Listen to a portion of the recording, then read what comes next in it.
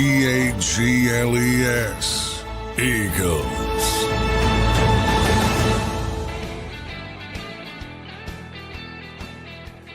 And welcome in, everybody, to a Wednesday morning edition of Birds 365 here on JAKIB Sports. I'm your host, Zander Krause. That's my co-host, Johnny Mack, John McMullen, fresh off of day one of Eagles mandatory minicamp.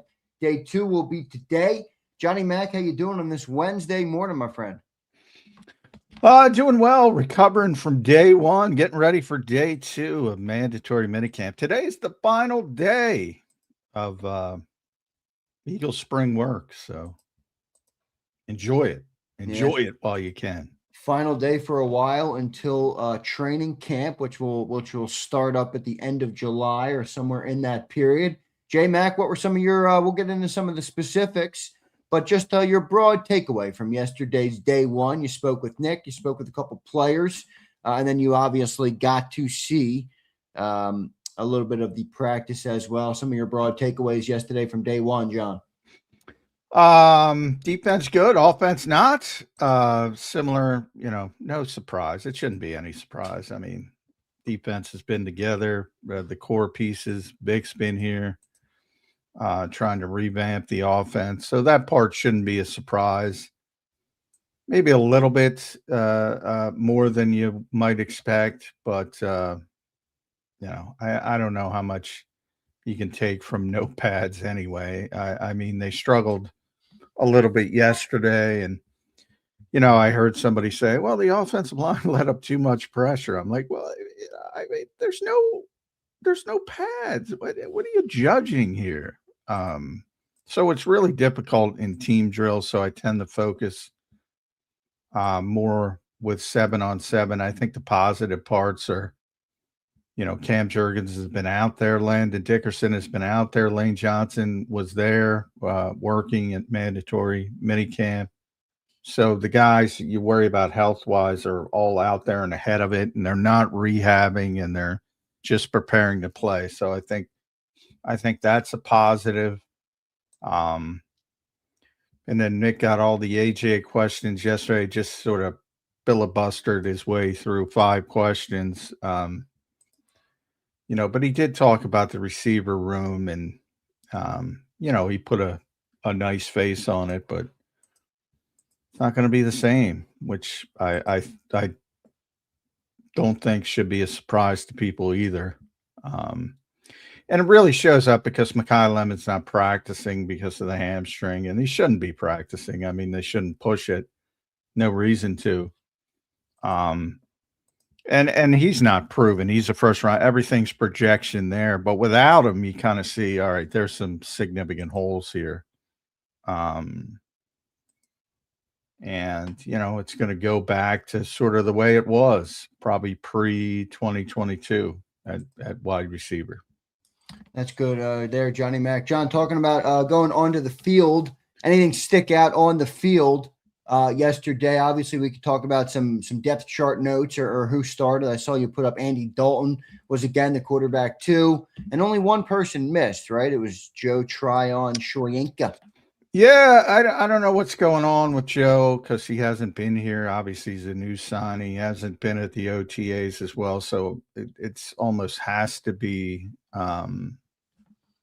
a injury, I would think, because if he's not there, he's obviously subject to fines, and he just signed. Like, why is he signing here if he doesn't want to be here? Why would he be holding out?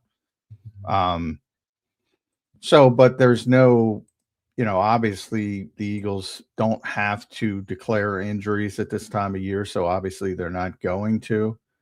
But it is a little bit strange because, as I said, you don't sign with a team as a free agent on a 1-year deal and then hold out. That's just a silly way of doing things. So not sure what's going on there, to be honest, but I mean, at best, he's the 5th edge rusher, so I'm not sure that's going to be too relevant either way. Everybody else was there. Bunch of guys, not a bunch, but a few didn't participate in team drills. Jalen Carter being one of them, but he was there. Jonathan Grenard's still coming back from his shoulder injury, so he's been around the whole time. He's been at voluntary work as well, but he's not participating in team drills. Drew Kendall, that's not contract related, do you think, is it? No, they extended him. They gave him a new contract. No, I mean Jalen Carter. Oh, Jalen Carter. Potentially a little bit. Yeah, potentially. But he's there, so no concern from that standpoint. A lot of people do that around the league. If they're, working on another deal, they'll show up, but they'll not do much. Maybe they'll do some individual work. But I wouldn't be all that concerned with that part of it because he doesn't really need it. And he's also got the injury, coming back from the shoulder stuff. So that could be just being cautious with that as well. Or it could be, could be part of both. He obviously, they've been negotiating. I've talked about the difficulties of that extension because, they want to set the market. Drew Rosenhaus, Jalen Carter want to set the market at defensive tackle, but he didn't have that kind of year last year. So the Eagles are probably trying to come in a little bit lower.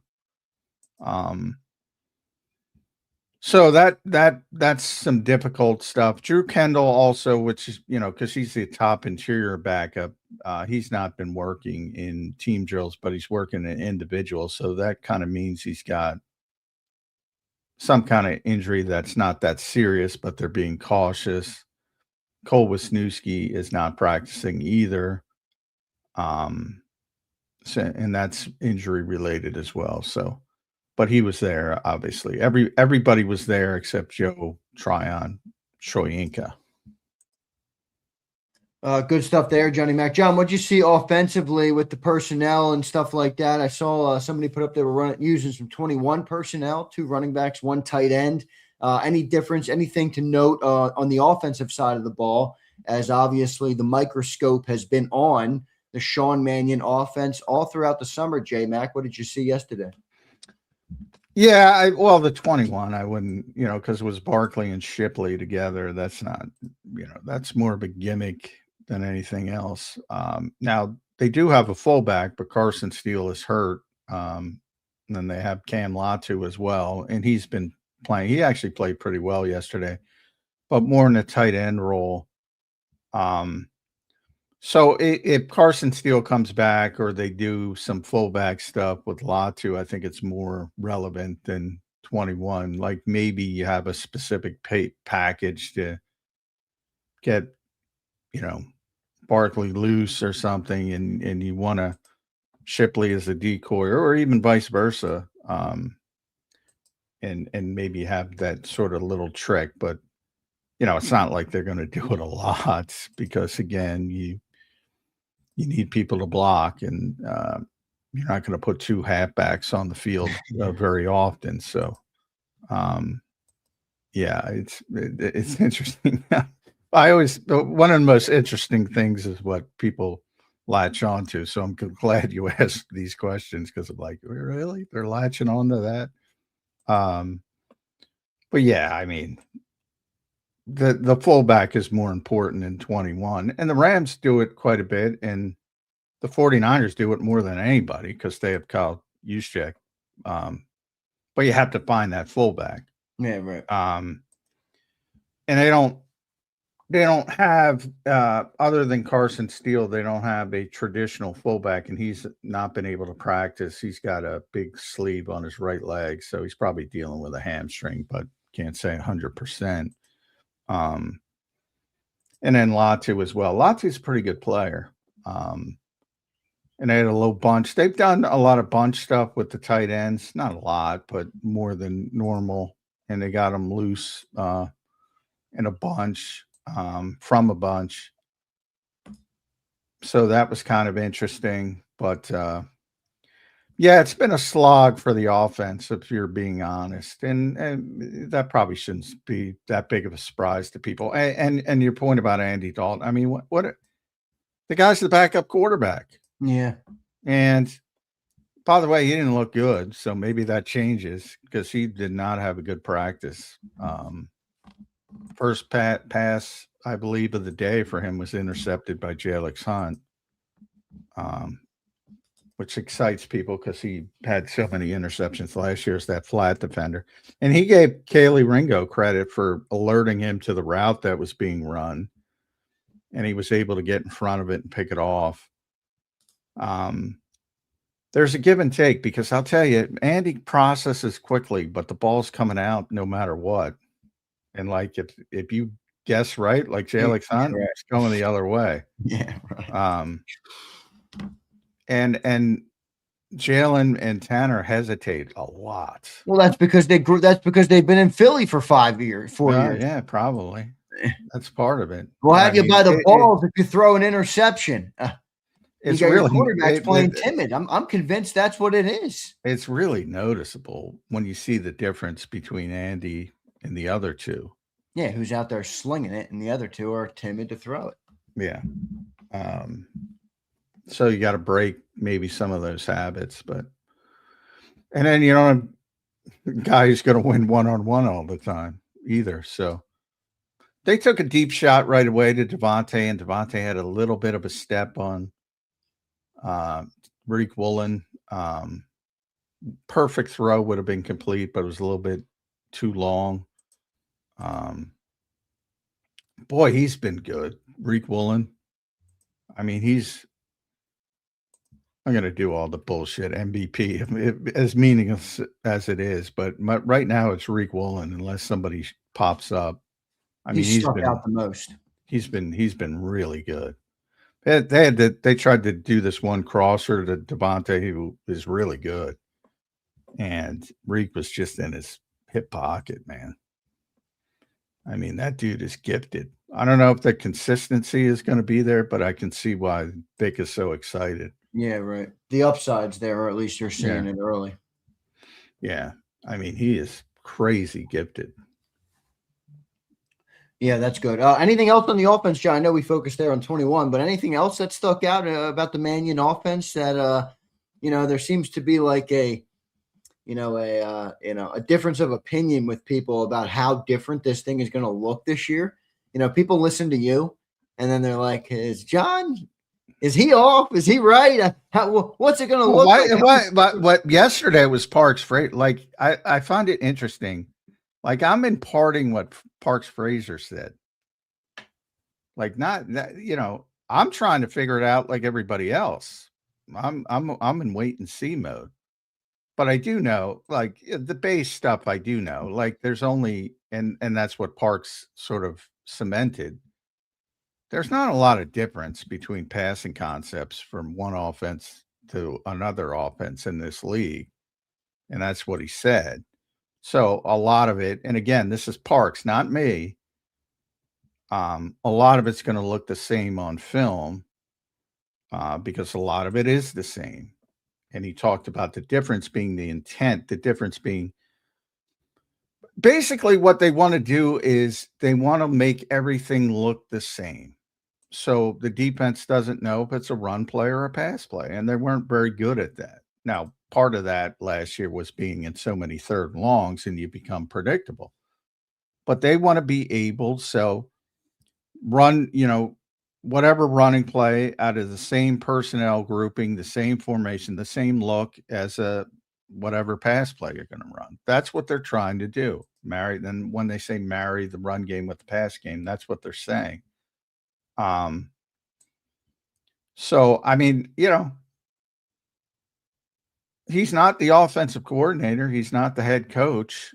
So Parks Frazier isn't the be all end all, but I don't think he's lying to me. This is what they're trying to do. And I do, I'll be honest. I said that yesterday. I mean, you guys make it out to be more than it is, man. Like you think it's more complicated than it is. I'm not saying you specifically, Zander. I mean, fans in general. You got to scheme them up. You got to scheme them up. I'm like, You're Well, if making they it don't have out. the receivers to win the one-on-one, are they going to have to scheme them up, John? Well, they have to start scheming them Well, up. that's where the bunch stuff comes in a little bit. Right. That's a little bit. And you got Cam Latu. Cam Latu's not AJ Brown. So that's a little bit of a positive. So there is ways you can do it. And they're doing more condensed sets and more of the bunch stuff. But they're also doing the 2x2 stuff that they defaulted to all the time. As they sort of, and that's what Sean said, it'll be a blend of the things they've done successful and the things they haven't. You talk about Nick and his 5-question, basically running out the clock. The one thing he did do was talk about the wide receiver room, which I'm a little disappointed because I talked to him about that before. I was trying to hold it. But and he compared Dontavian Wicks to Keenan Allen, who is, a big time receiver. I'm like, whoa, what are you doing there? But now he explained it. He's talking about his separation at the top of routes. But Keenan Allen, for those who don't know, he's been like Mr. Third Down in the NFL for a long time. I mean, he is a big time receiver, has been, obviously aging now, but potential Hall of Fame receiver. He's caught 100 passes, I think 5 or 6 times. I don't think he's ever been under 60 in his career. I was looking at it yesterday. I have to double back and read it for his entire career. And he's been, he's been around since 2013. So, 2016 was hurt, so he ripped that out. He only played 1 game. By the way, 2015, he played only 8 games, and he had 67 receptions in 8 games. He's never in a season he's played, whether he's played 8 games, 10 games, or all games, he's never been under 60 receptions.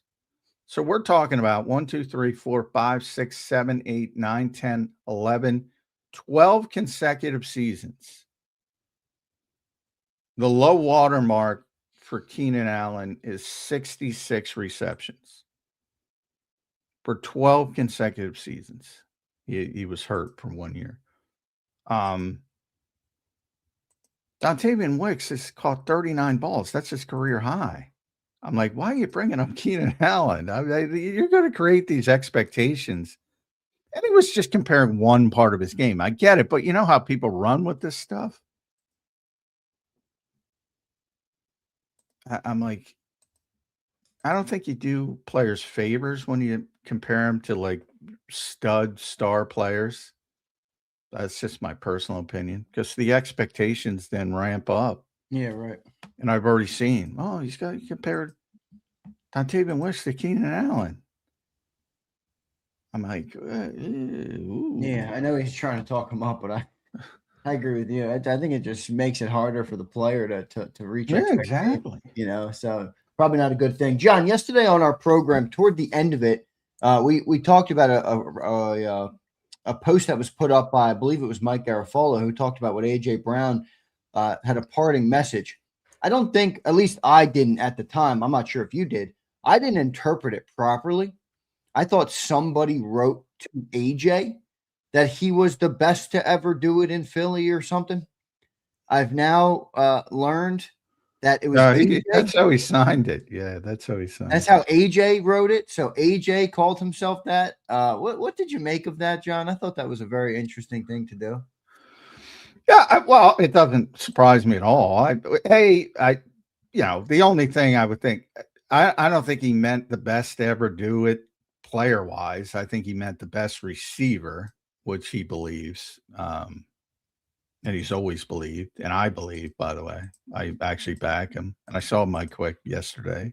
Love Mike Quick, but I think A.J. Brown's the best receiver the Eagles have ever had. Now, I'm not going back to Tommy McDonald. Harold's in the Hall of Fame, but that's about longevity. And, you can argue that they're better Eagles because they were around for a long time and they played majority of their careers with the Eagles. In Harold's case, ended up on the Cowboys. But, still an odd thing to write. No, I mean, well, he's always that. I mean, he literally had that sign in his locker for all 4 years, always open. That's his Twitter handle. Yeah, always handle. Open. That I'm fine with. I don't know. Rolling out, telling everybody I'm the best to ever do it. It's like one of those things that, let other people tell you that. If you're the self-professed best to ever do it, to me, that lowers the credibility of that comment. I mean, come on, AJ. Well, I know. Everybody wants to shit on him out the door. He's always been the guy. He's the same guy. He's always believed that. He's always believed it. He still believes it. Part of the reason why he is great. I mean, most people have that. Don't be cocky. That's part of it, man. How many receivers act like they're they're king shit. They all do. They all want the football. They all got big egos. It's the diva position. Anyway, I thought it was an odd parting message for AJ Brown. I mean, and it kind of proved the selfishness on the way out the door. Again, I'm fine with it. You're right. Receivers have that tendency. But all right, goodbye, everybody. Don't forget, I'm the best Eagle receiver. By the way, they'll remember it when they get out of their feelings and they get out of their emotions and they see what's coming. They'll get over it. I don't disagree with that part of it. I just don't know that AJ Brown needed to. They'll get over it. Part of the reason he's not always open, but he thinks he's always open. That's part of the reason he doesn't like Jalen anymore, because he thinks he's always open and sometimes he's not. He always wants the football. Yeah, fair enough. All right, good stuff. We got Mike Gill in the green room. Nick Sirianni posed his final message. I don't know if some people took it as a shot to AJ. All right, he said, to get to where we need to go, we need each other. Not in this sport can we do it alone. If you want to do it alone, you have to pick another sport, which I thought was a good comment there from Nick Sirianni to close it out. Let's bring in Mike Gill, who joins us now here on Birds 365 to talk about all of this. Minicamp, AJ Brown's parting message, and more on-field action yesterday. Mike Gill, welcome to the show. Make sure you guys follow him at Mike Gill Show on YouTube, on all the social platforms, and listen to him at 97.3 ESPN down the shore. Mike, how you doing this Wednesday morning, my friend? Doing good. Good morning, boys. What's happening? Well, it's too much AJ stuff. I don't know if you guys ran Nick's very short press conference with 5 questions, but is it with 5? It might have been 4. It was 4 questions. I take it back. Boy, people, I it shouldn't surprise me, but people take the baton with these things and just go wherever they want to go, Mike. Like the stuff that Zander just referenced. I mean, that's a Nick Sirianni go-to. You can't get through 3 Nick Sirianni press conferences with him saying a similar sentiment. Now it's all about AJ. I've constantly heard. By the way, Nick's the same guy who called AJ the best player he's ever coached. At times. Now we'll say the same thing about Lane Johnson. Those are the only 2 players he's actually said best player I've ever coached, but he speaks very highly of his players, as he should, as his job. Why do people take this stuff like they're under oath? I used to say that to Jody all the time. I ask it to you, because you're a long-time talk show host, successful. Why do people parse these things like these guys are under oath and not trying to run out the clock to get out of the practice field? Yeah, he was asked, 4 questions, but he was there for about 10 minutes. So they were long answers. He was playing 4 corners with Dean. He's Dean exactly. Smith. Yeah, I mean, somebody we brought this up yesterday that AJ self-proclaimed himself. Now, is that the way that I would go out the door? Probably not. I think it showed a couple things, though. One, he still has a good relationship in the building, that he would go back and sign his thing and have fun like that. Now, who knows? Maybe they had some sort of inside running joke or something that was the way that he referred to himself or whoever. But that's just, the way he was. That being said, he's not wrong. He's the only receiver in the history of the team. I don't know if this is a sad comment or not, to have 4 straight 1,000-yard seasons. No one else has done it. Period. If Devontae has 1,000 yards this year, it'll be his 4th time, but not 4 straight years. So for a 4-year period, he was the best you ever had. He is the single season yardage leader. He is the single season reception leader for a wide receiver. He basically is not wrong in this situation. Would he been better served to just go get his box, put his stuff in his box, and walk out? Yeah, it probably wouldn't make such a stir. But and then the way that Sirianni didn't even answer the question. Really, I mean, he did what he always does. He brought up that he said something about being great, then he changed to good, and then he pivoted to the room that he now has here, as if like, I don't really want to answer this question. But he gave you more than he normally would, where he says, well, I don't want to talk about guys that aren't here. He did kind of indicate that, hey, he had a good run here. But did you catch it? He started to say great run, and then he changed it to good run. I thought that was kind of funny. But yeah, I mean, Nick is the ultimate word salad, if you will. Yeah. But I would say that I was looking at like Harold Carmichael, I guess, is regarded as one of the best. He just had he's long in the Hall run of Fame. Here. Tommy and Harold are in the Hall of Fame. They both are in the Hall of Fame. If you look back at their numbers, you could say longevity-wise they're the best, but both of them had 3 1,000-yard seasons. I mean, they were spread out over, and they were back. It wasn't like a 3-year run of dominance for those guys.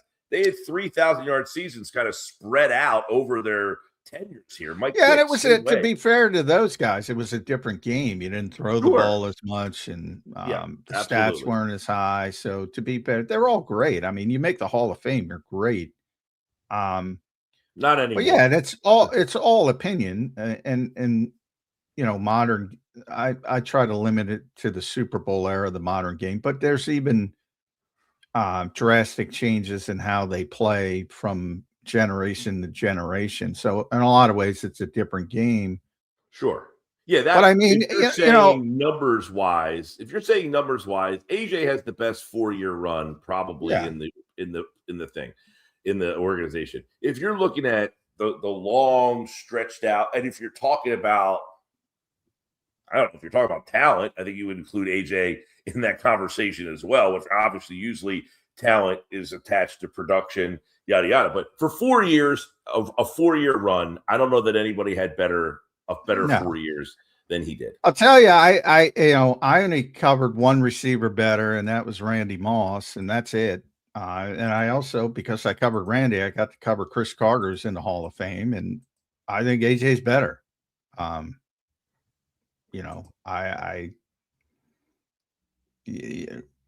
don't know the last time this team had a receiver that would be considered amongst the top 5 league wide. Kind of like I'd like to do in the NBA. How many times you're top 5 or top 10 in MVP to consistently point out where you are with relevance? When is the last time they had a receiver? You probably have to go back to T.O., who's considered top 5 in the league. Right.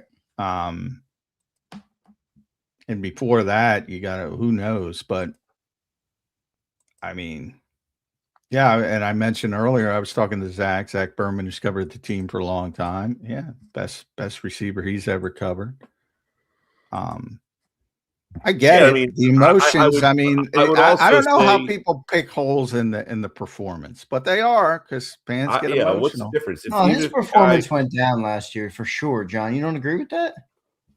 From a standard of production, before, sure. But again, his bad year is better than everybody's good year. Yeah, so, I'm more mean. He had a lot more drops last year. His separation was always way down. I mean, did he mail it in a little bit last year? There's enough evidence for somebody to make that case for sure. Well, I don't know. I think the guy's got, as pointed, I think he's got too much of an ego to mail it in. I don't think he wants to put poor performances on film. I that's why I lean towards frustration, losing focus because of the frustration. He's not the kind of guy that's going to put shitty work on film to spite somebody else. He's not that guy. Well, because I would just ask, like, first off, I'm almost 50, so I grew up in a time where the Eagles wide receivers were always a challenge. I mean, I was at the end of the Mike Quick era, and then from there on, I mean, when they drafted Calvin Williams and Fred Barnett, they found these guys, and you're like, oh my God, thank God, like two guys that could actually walk and chew gum. And after that, you got like the next group was like Deshaun Jackson, Jeremy Maclin. Like wide receiver has always kind of been a challenge for this team.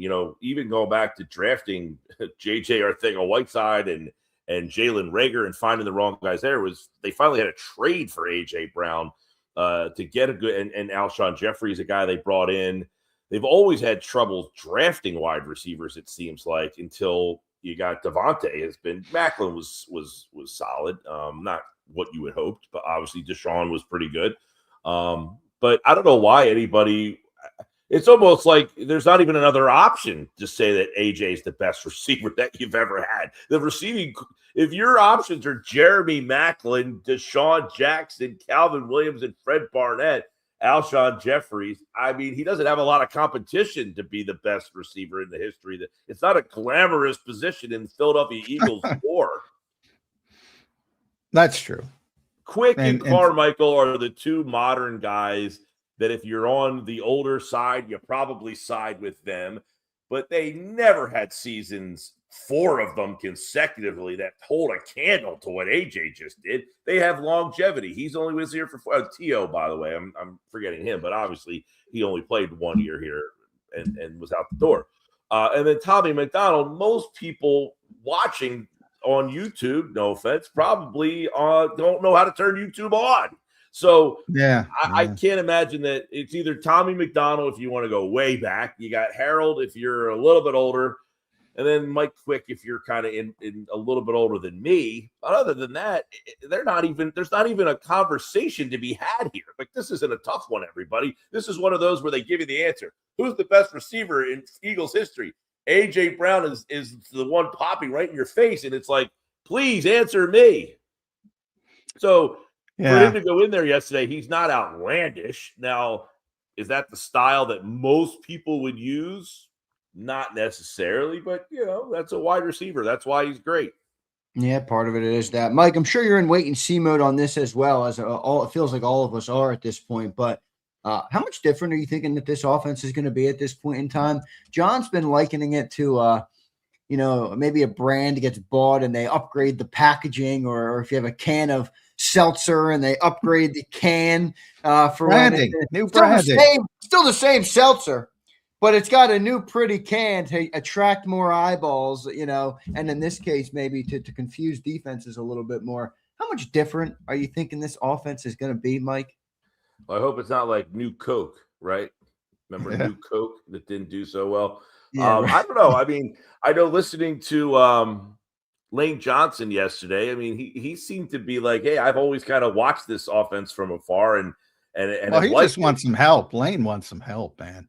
That dude's been on an island for his entire career. He's just thrilled that the guard's going to help him. Yeah, the guards are now going to kind of help him out. But, part of the reason he's been on that island the whole time, you gain trust that I don't need to help you out. I can keep you out there and I can utilize that protection in other areas that are probably weaker. But I'm not sure. I mean, if they go under center a lot, that will be a different look that we generally don't see from this team from series to series. They might run it and it's like, oh, look at this. This is different. And they do it for a little. Why'd you get away from that?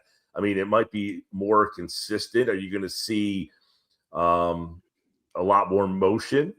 Remains to be seen. Are you going to see guys, lined up in more in different spots on the field? I know they use Devontae inside and outside a lot more than anybody else, but I'm not really sure how how the running game is going to look different. And one thing that I think is going to be different too is, I know there was a national show that had said, I'm going to pick Jalen Hurts for MVP. And I'm saying, I am not saying that's an outlandish comment. He has been in the MVP odds, the top of the odds many times, but I just don't see him running the ball as much in this offense, right? I think that's where he's really going to change. I don't think he's going to have, I don't think you're going to look at this offense and say, why isn't there more design stuff for him?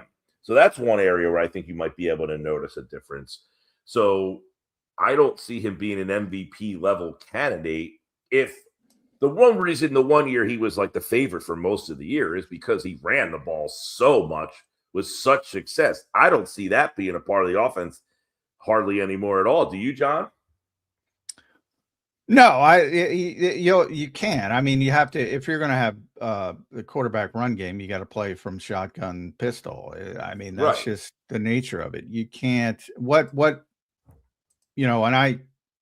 I kind of already pushed back, but I'll push back. This is what Parks Frazier said, not John McMullen. And I brought it up. Concepts are concepts. This is Parks talking. And when you look on film, a lot of things are going to look the same. That's Parks Frazier. That's not John McMullen. The point is what you're talking about, the motion, the eye candy, the sets, the personnel formations. They're going to do more condensed sets, more bunch formations. That's going to change. Like what I think people don't understand is that, the Shanahan-McVay offense, there's 10 to 12 core passing concepts. And Sean's on the record with this. So I went back. This is what you're talking about. You have a shallow cross, a shallow sit. You have a play action bootleg. You have a Swiss concept, which is a high-low read to exploit cover 3. You have a choice concept, choice routes that everybody knows. You have a post corner or a drive concept. Everybody understands that. You have a stick, the tight end, the Y stick play that's so popular. Jet motion, play action screen. You'll see that in their offenses. The deep over with the crossing route with the tight end. You see that. A lot of Y stuff, a lot of tight end stuff. Flood concept, snag concept, mesh concept. This is all the fucking same. But what I'm trying to say is that's it. That's what you're picking from. Yeah. And I think people have conflated in their minds that it's so much different. What they're really about, and I say this all the time, and Mike's probably sicker than most, same thing with play calling. You are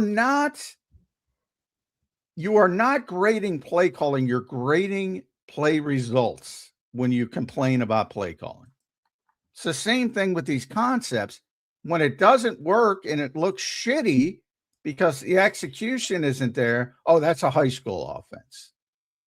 When it's executed properly and it's clicking on all cylinders, oh, that's innovative. Yeah, but John, what degree though does a play call have an effect on whether it is executed properly or successfully?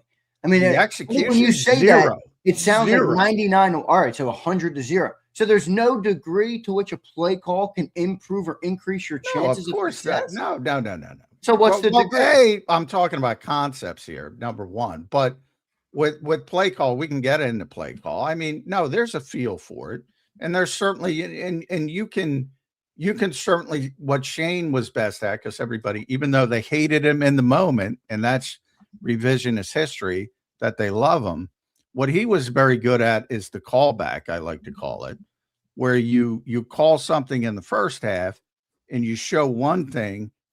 And then I remember the Zach Pascal touchdown. I called it the Zach Pascal touchdown because I think it's the only touchdown he had. And he's a blocking guy. And he set him up. And everybody's thinking, well, Zach Pascal's going to block. And he just ran a double move and he had an easy touchdown. There's a feel for it. But what I was trying to say with the concept stuff is everybody runs the same shit, which was what Parks was trying to say. You know, how you frame it, the branding and how you execute it tells the story of success or failure. That's what I'm trying to say. Well, I mean, you why got totally 12 concepts if you're Kevin Patullo or if you're Sean Mannion. Yeah. Go well, do we with talked it a lot what you about want. we talked a lot about during the course of the year the fact that like the offensive line was such a problem last year. So if Kevin Patullo watched a game from whoever, Shane Steichen, Kellen, or you picked the coordinator that you like and that did a good job, although Kellen was hated until they finally took off. I mean, even they thought didn't do a great job. Yes, correct. And you would say he could call the same plays verbatim. Just watch the game and say, okay, what was the name of that play? I'm going to call it. If it's not executed the right way on first down, now the second play you almost can't call again because the first play wasn't executed properly. Why did it work for Shane Steichen's team, but not for your team? Well, our team didn't execute it well enough, whereas Shane Steichen's crew did execute it well enough. So on second down, instead of it being 2nd and 3, I'm stuck at 2nd and 9. So now I have to do something different. And then that snowballs the whole thing of where we get into this whole play calling mess where I called the same play that Shane Steichen called. It worked for him. Why isn't he a shitty play caller? You know what I mean? Like it's like the execution of that play now starts the whole domino effect of everything after. I think the one thing with the play callers that always, we always say, they should have thrown the ball there. Well, there's so many times where you think there's a throw coming and they run that little draw play and it beats you for 8 yards. And you're like, oh my God, I never saw that coming. Like, there is, I think to John's point, if it's executed properly. Now, the other side is calling a defense based on what they think you're going to call. So sometimes they call the right defense based on your play call. And this whole cat and mouse game goes back and forth of, we can tell you what's coming. And even if you know what's coming, we're going to execute it and make it work. So I think where the play caller sometimes gets into where these guys get going is that they get a rhythm. They know in their head where I'm going to go 3 plays from now, and I have it all bang, bang, bang. And then you get guys who are sitting there looking at this paper, and they're like, I don't know what the hell to call right now because I thought that play was going to work. Now I'm all thrown off. And if they can't think quick enough to and then the play calls come in late, and then you get to that problem where they're getting out of the huddle late. So, I mean, it's a whole convoluted mess on these things working and not working. Yeah, I mean, Tom Brady gave the best. You don't have to listen to me. Listen to Tom Brady. I mean, he gave the best. You're essentially, the play callers are calling probabilities. All right, that's what you do all the research on. You watch film, and you say this is what they usually play. Your 3rd and long, your 3rd and short, your 3rd and medium. They're usually in this defense. You're calling a play based on that. Then sometimes they break out of the huddle and they're not in the defense you thought they were going to be. And that's where the quarterback's got to take over in the moment, to your point, Mike. Sometimes the play call's got to be in there. He's got to have the time to do it. So it could be the quarterback's fault. It could be the play caller's fault for getting in things late. It could be a host of different things. There's like 18 different things that go into it. How much more passing over the middle are we expecting this year?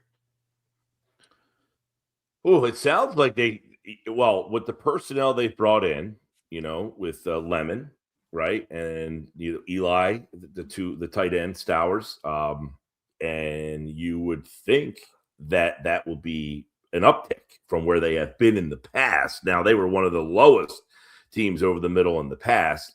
So is that going to grow exponentially based on what they did in the past? It might. Are they going to be one of the top teams in the league? That'll be interesting to see.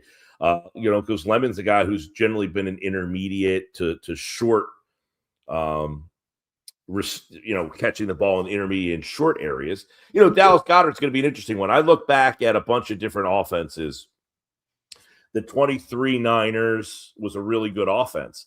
you had Brandon Ayuk. Boy, what a knucklehead he turned into. Holy mackerel. Brandon Ayuk, though, had a monster year for them. I think he had 1,400 yards, maybe even more for them.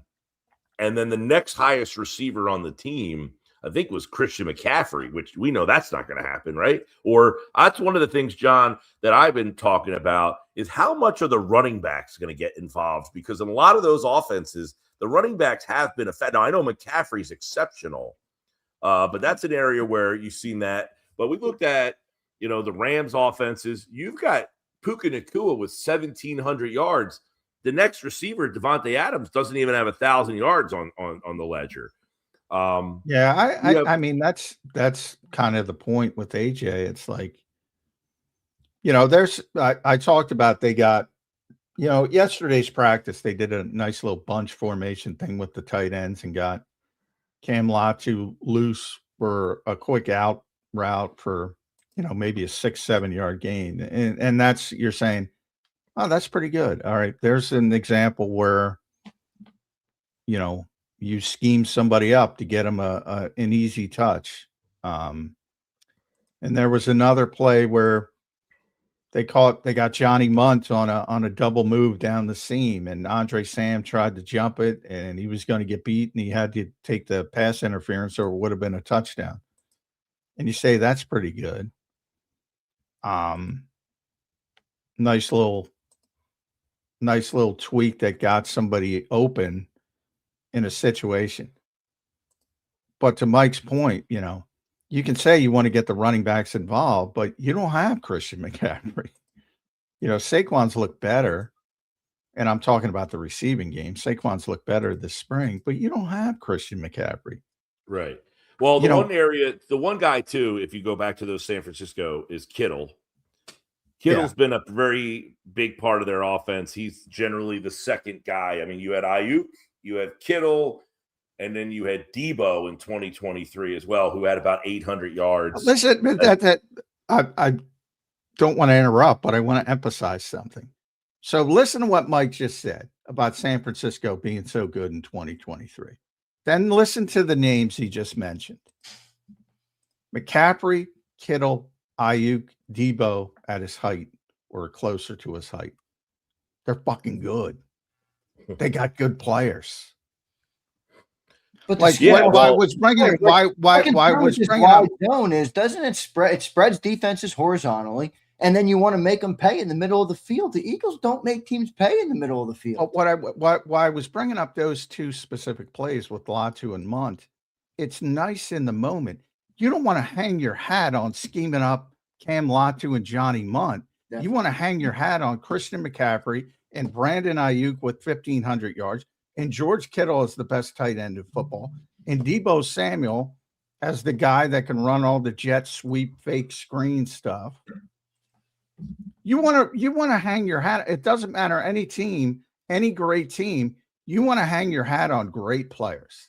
Yeah. Everybody thinks the Los Angeles Rams are the favorites to win the Super Bowl, and they get if they get Aaron Donald back, and you're talking why are the Rams the favorite? They're the favorite not because of Sean McVay, is very good, obviously, and everybody wants to replicate him, but because of Matthew Stafford and now Myles Garrett, and to Mike's point, Aaron Donald if he comes back, and then you already have all the other great players in place. That's the reason they're the favorites to win the Super Bowl.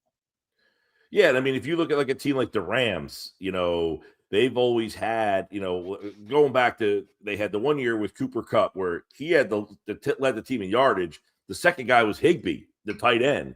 So the tight end is generally a big factor. Higbee, Kittle, we talked about. I think in Seattle last year, I think the leading receiver was obviously Jackson Smith and Jigba. I think the tight end was the second guy there. So I think Dallas Goedert could be a big factor in this offense. And you talk about Zander over the middle of the field. That's an area where he would operate. And if you're following the script of a lot of teams that run this style of offense, you have this one receiver who's generally the high volume pass catcher. The next guy is a tight end or a running back. Somebody that's not the second wide receiver is generally the next volume receiver and yardage guy. So I would imagine Dallas Goedert is and look, he talked about coming back here yesterday. Now it seems that he didn't have much of a market on the free agents market, but I'm assuming that he figured, hey, this offense, I can maybe get myself some numbers in this offense if I come back here. Yeah, I mean, well, yeah, this is, and that's why I was a little bit surprised, to be honest, that the Eagles liked Eli Stowers so much, because this offense has always been about, the more well-rounded tight ends like Kittle and Kraft, and even guys like Higbee, and what they have. The Rams have it, and the Rams drafted Max Clare, and they have like 100 tight ends. And Dallas does fit that mold. But obviously he's not going to be here long term. So I do think of all the players that fit this offense, he's probably the one that fits it best. Holdover. Yeah. But we'll see how it shakes out. He had a great season last year, tremendous in the red zone. It's so, what's so frustrating about the Eagles offense last year is they were so good in the red zone. Like, so in the red zone, last year, the red zone, he caught a lot of those little inside pitches. I think he had like 3 or 4 of those at least. But I guess the one question would be, is the tush push retired in this offense? Yeah, I don't know. Certainly they're not going to practice it. So, I mean, it's hard to practice. I doubt that was another red zone. You had the Goddard play in the red zone. That was probably something. I don't know who designed that play. I don't know if that's Kevin or Nick, but that play was very successful. Might be gone. Tush push has obviously been a huge success for you over the last 3 years. Who knows if that's now retired? I doubt it's retired, but they're probably going to use it less. But it's. I don't think the game management stuff changes that much. So. They're going to be super aggressive. If it's 4th and 1, at the 45, at the -45, they're probably going to go for it with the tush push, I would think. I don't see why not, especially if Landon's out there and playing. So maybe a little bit less, but I think they're still going to use it. But I think the little less comes to, they didn't have as much success running it last year for a bunch of different reasons. Penalties, they got to sharpen it up. And that's where they can make best improvements. Very sloppy on offense they were last year. Yeah. They there wasn't a fun. At no point was that offense. Not one game was that offense. And that's by the way, it's been about a 2-year. It's been about a 2-year thing outside of the playoff run that they had to the Super Bowl. The offense wasn't enjoyable to watch the year before either. No. And yesterday they ran a rub route on the goal line that worked. Now, again, they do have officials there, and they didn't throw a flag. So, how many times have they had rub routes called back because they're blocking downfield? That's just sloppy. So maybe that's a way where they can improve just by cleaning up some of that sloppiness. Yeah. Just simple stuff. You're 1st and goal at the 2, and you run a rub route for a touchdown, but it gets called back, and all of a sudden you're at the 7. Actually, holding usually, so you're at the 12. Yeah.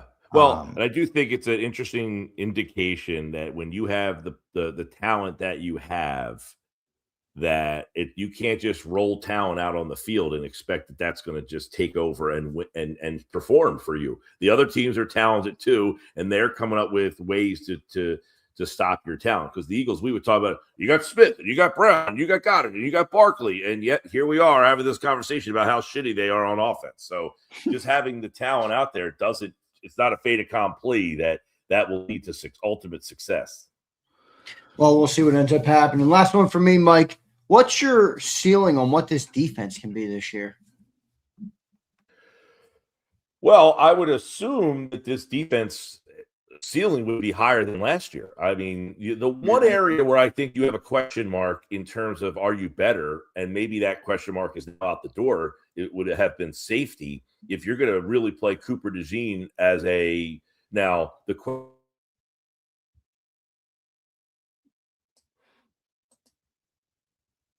in the slot position that, like, Cooper ran a lot, mostly as the nickel corner last year. So is he not going to run that? Are they going to have somebody else do that? And he's going to be primarily at safety. But other than that, I mean, Woolen coming in, I think that would be an upgrade. Grenard here, full season now, makes this team stronger from day one. Campbell, probably a lateral move to Nakobe. So you should be pretty much better almost every single spot on the field. The one thing will be that slot nickel corner. What does that look like? And what's the safety spot look like? In those, how do they move Cooper? Is he going to spend all his time at safety, most of his time at safety, half his time at safety? But I would think the ceiling is higher on this team defensively than the team you had last year. I agree with that. Mike, good stuff, man. We appreciate you joining in per usual. Make sure everybody follows you at Mike Gill Show. Listen to him at 97.3 ESPN down the shore. Any programming notes to plug, Mike, here on the program to for the people who want to listen to your show? I am very busy this summer. If anybody's down the shore next Wednesday, a week from today, is that the 17th? I believe it is. Yep, I will 17th. Be at Yuri's in Wildwood. Nice. For Phillies day game baseball. I'm at Yuri's in Wildwood, a bunch of dates, but the first one is next Wildwood. I'm also back in Philly on 97.5 on Sundays from 10 to 1. I'm generally doing 10 to 1 on Sundays up on the 97.5, so you can catch me there. But Yuri's, if you're down in Wildwood, next Wednesday, I'll be down there. That's pretty sweet. Awesome stuff. Mike, thank you for doing it today, man. Per usual, we appreciate you. We'll talk to you soon. All right, brother? See you, everybody. Thanks, Mike. There's Mike Gill joining us right here on Birds 365. Great stuff from Mike Gill. Always good to talk to Mike. I think he's got such a great way to articulate what his thoughts are on this team. John, it is interesting. I mean, I brought up that over the middle stuff, and I was reading one of our chats here from it was a Rasputin in the chat who's like, I just don't understand. His thing is how you're saying it's going to be the same offense, but if you do, in theory, go to a wide zone and you start to run those type of plays, what that's trying to set up, at least in my understanding, is you get the linebackers to bite or put them in a tough position, and then you make them pay over the middle of the field. And even in the running game, I mean, you're not using brute force anymore. You're moving your linemen, you're trying to create lanes, and then in theory, you got to cut back up the middle. I mean, is that contradictory? How do you see that part of it? Because I do. No, this will be that's going to work. This is obviously going to be a thing I have to say 100 times. Press Taylor's words, not mine. Not Press Taylor. Parks Fraser. I don't know why I'm saying Parks Fraser. And we're talking about the passing concepts. The running game is going to be different, but that started last year. And that's the goal. He said nothing he said. Again, tune on, listen. Concepts are concepts. It's talking about passing concepts. And when you look on film, a lot of things are going to look the same. A lot of it is just the intent. The intent is changing. That's what he's saying. How you view the concepts, the personnel groupings, what it looks, what Tom Brady would. You're trying to marry the run and the pass. They weren't good at that in the previous incarnation. They're trying to get better at that. That's what McVay and Shanahan do well. So you don't really know, is it going to be a run play or a pass play?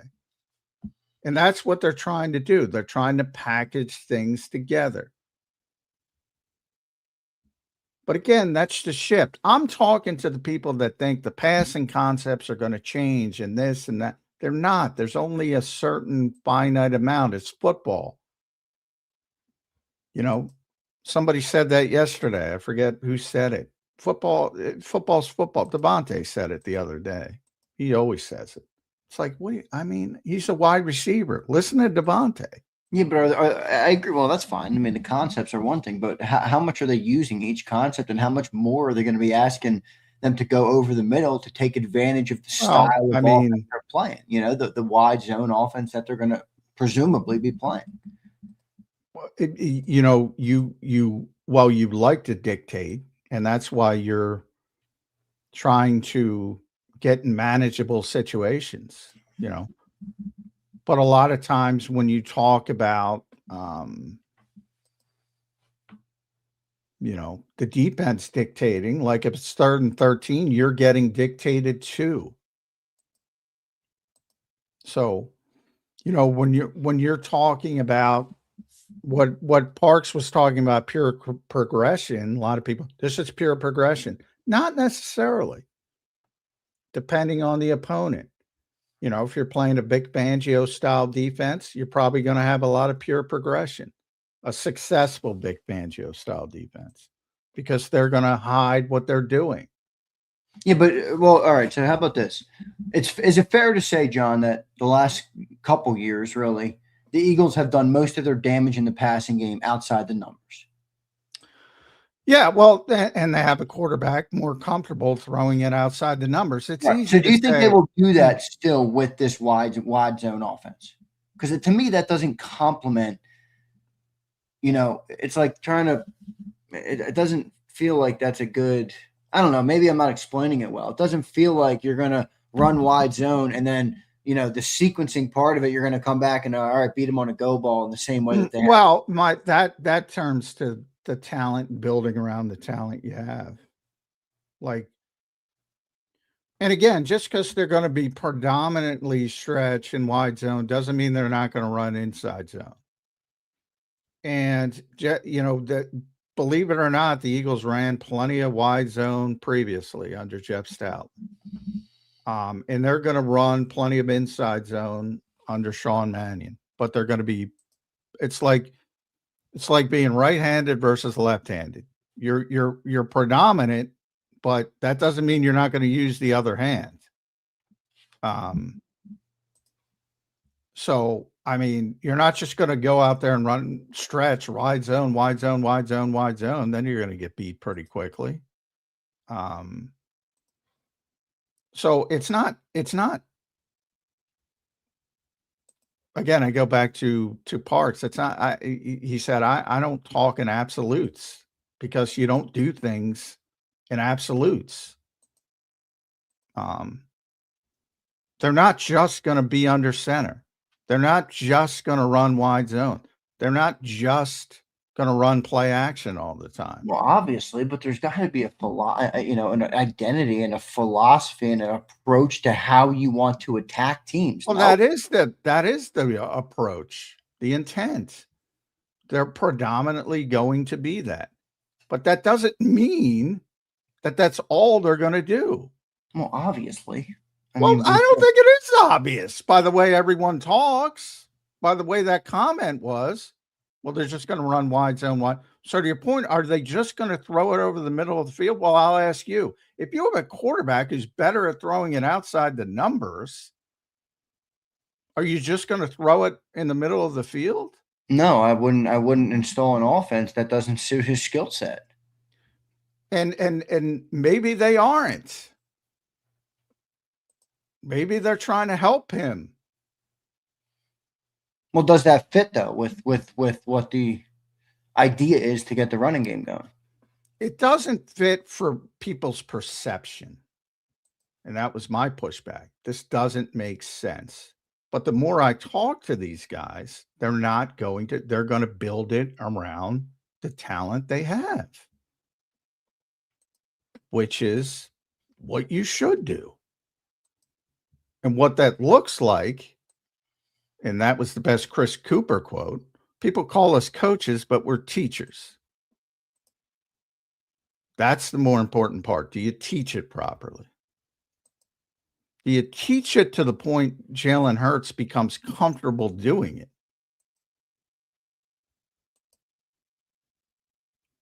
Better than, well, we got to throw the football over the middle field. We have to throw it 10 times over the middle of the field. Like, I think too many people think that way. Yeah, that's fair. I don't think that way, but it does feel like if you're going to change, like for example, their way to attack in the run game in 24 was inside zone, power football. They were mauling people. if that's not it anymore, obviously the rest of the offense, while there can be variation in what you run, should complement that, identity, for lack of a better word, on the offense. I don't know if they're going to, I don't know if they're going to do that. It sounds like you don't think they are. It's just going to be like a wrinkle added to the offense almost. Well, no, I mean, they're going to be under center a ton. Is that a wrinkle? Yes, it's a wrinkle. And that's designed to help the running game more than the passing game, to be honest. Which I've said from the start. So it depends how you frame and your definitions. But, essentially they're trying to run the Shanahan-McVay scheme. So what does that mean? It means illusion of complexity. It means, make simple stuff look complicated. Make complicated stuff look simple. You're testing the discipline of the defense. You're making sure that they're on their P's and Q's. You're trying to marry everything together. So if it's 3rd and 5, they don't know what's coming because everything looks the same. Everything looks the same. So there's no tells. There's no fishes, as Nick call them. That's the thing. As an offensive guy, you're looking for the fish on defense that's giving away what coverage Vic Fangio is going to call. Same thing on offense. You're looking for the fish who's giving away what they're going to do. So you got to make sure everybody looks the exact same. Nobody's giving away this is going to be a pass set. This is going to be a run. So they, as best you can, complicate things for the defense. And that's why I like the Chris Cooper quote. Everybody I like it. Coaches. I like it too. This is an interesting offseason to get. It reminds me of the Kellen Moore offseason, a little bit. And people didn't learn from the Kellen Moore offseason. Kellen Moore didn't play the Kellen Moore offense here. Yeah, he didn't. But it does feel like they tried to make a more grandiose change this summer as compared to Kellen Moore's summer. Well, but that's the framework. Like, is under center, the act of going under center, dramatically different? I mean, is that? No, but I think that, with the coaching changes, obviously Stoutland's gone, I mean, it does feel like they've taken on, or at least tried to take on, a different approach and a different identity this year, more so than they did in the. Well, they brought in experts, perceived experts, that this style of offense to teach it. How much more play action will they run this year? You think a lot more? Yeah, they're going to try. But I mean, they already made these changes last year when they started going under center. Yeah, now they just have a chance to practice it a lot more leading into the summer. They already started this last year. But they didn't have guys who were experts at it teaching it. And they also, the pushback of the quarterback, I was told, had to do with he didn't get to practice it. So he's like, what the fuck are we doing? Which, by the way, I don't blame him. I would have said you've said that consistently for a long time. If you don't practice it, you're not going to play it. So I agree with Jalen 100% there. It's like, what are we doing? What other clear wrinkles do you think they'll add to the offense then? Do you think more bootlegs, more crossers, I guess, in theory? I mean, how do you kind of see them bridging that gap between the extreme change and what you're kind of talking about, where you build it around the skill set of the players, but you are trying to add enough nuance and variation that you can keep. I think the most noticeable thing for fans will be the condensed sets, and it's not that big of a difference. It's just, again, branding. You're wrapping it up differently. But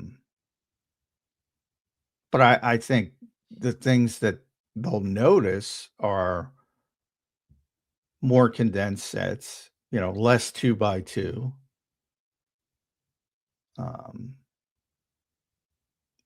You'll if they can find the player to do it, maybe the screen game becomes more involved. Jet motion, stuff like that to fake off the screen game. But you need a manufactured guy that can threaten it. Maybe that's why Elijah Moore's here. They've been talking up Elijah Moore the past couple of days. Not a proven player, but he's certainly somebody who can motion across the formation, fake the jet sweep. Quarterback fakes the handoff to the running back before throwing a screen to the opposite side. That's a big Shanahan McVay thing. You're testing the discipline of the defense, the eye candy, but you got to find the players to do it. And then the tight ends, the tight end is going to be huge. To Mike's point, Dallas Goedert is going to be huge. He's got to have a big year this year. Has to. How's Eli Stowers looked? I still am just not hearing much on that guy. Not because there's nothing to hear. Yeah. All right. Is that a red flag or just kind of the way the cookie's crumbling right now? Well, I don't think it's a red flag because to me, it's not a red flag because this is what I expected, to be honest. To others, it's probably a red flag. So I don't necessarily know. Like, I think it's going to be tough to get him on the field. I've said that from the start. Like, they made nice little wrinkles. Two of the nice little wrinkles were the Cam Latu and Johnny Munn because they can block. To your credit, you called that early when they took Stowers. If you remember pre-draft, John, I said I like Eli Stowers, and you're like, "Great, Zander, he's a fucking glorified receiver, dude. He's not going to work here." Well, I don't think that's probably too harsh. I just embellished it for fact, obviously. 2027, when Dallas is gone, probably, although we say that every year. Then I think, he's had a year. Hopefully, behind the scenes, they can. I'm not saying you need George Kittle, but you need competency as a player. Yeah. And hopefully he can improve, and then he's ready to take over the main role. So long term, I still think he's got a chance to be something. Just early on, I think it's going to be really difficult to get him on the field. You don't think they're going to use him as like a wide receiver 3 in some spots, do you? No. Not right. No. Split him out wide, no. No, because I would say the same thing about, as good as Eli Stowers is athletically, he's not a good athlete for a wide receiver in the NFL. Yeah, right. It's like the running back conversation. Like you can be good catching the ball. You're not going to exactly. Unless you're, Christian McCaffrey. But yeah, you're giving a corner a day off, like somebody like Reek Woolen, who's so gifted physically. Yeah, if he's sticking in Devontae Smith's hip pocket, that's like a fucking day off. I don't know that I understand that draft pick. Well, it's about replacing Dallas Goedert long term. But hear me out. Like, even if he was the one, don't you still, like you just said, you still need competency in the other stuff, even if you're the one? Well, yeah, you're tipping off, and if you are, if he turns into, I was talking actually to a GM about the tight end position, because this is an offense that usually wants, the Kittle obviously be the template, but it's hard to do that. But Dallas is as close as you get. That's the type you want, because he said eventually, no matter how good a blocker you have or how good a receiver you have, you're tipping it. If they can only do one or the other, you're tipping your tendencies. You just are. Eventually it's going to be a problem.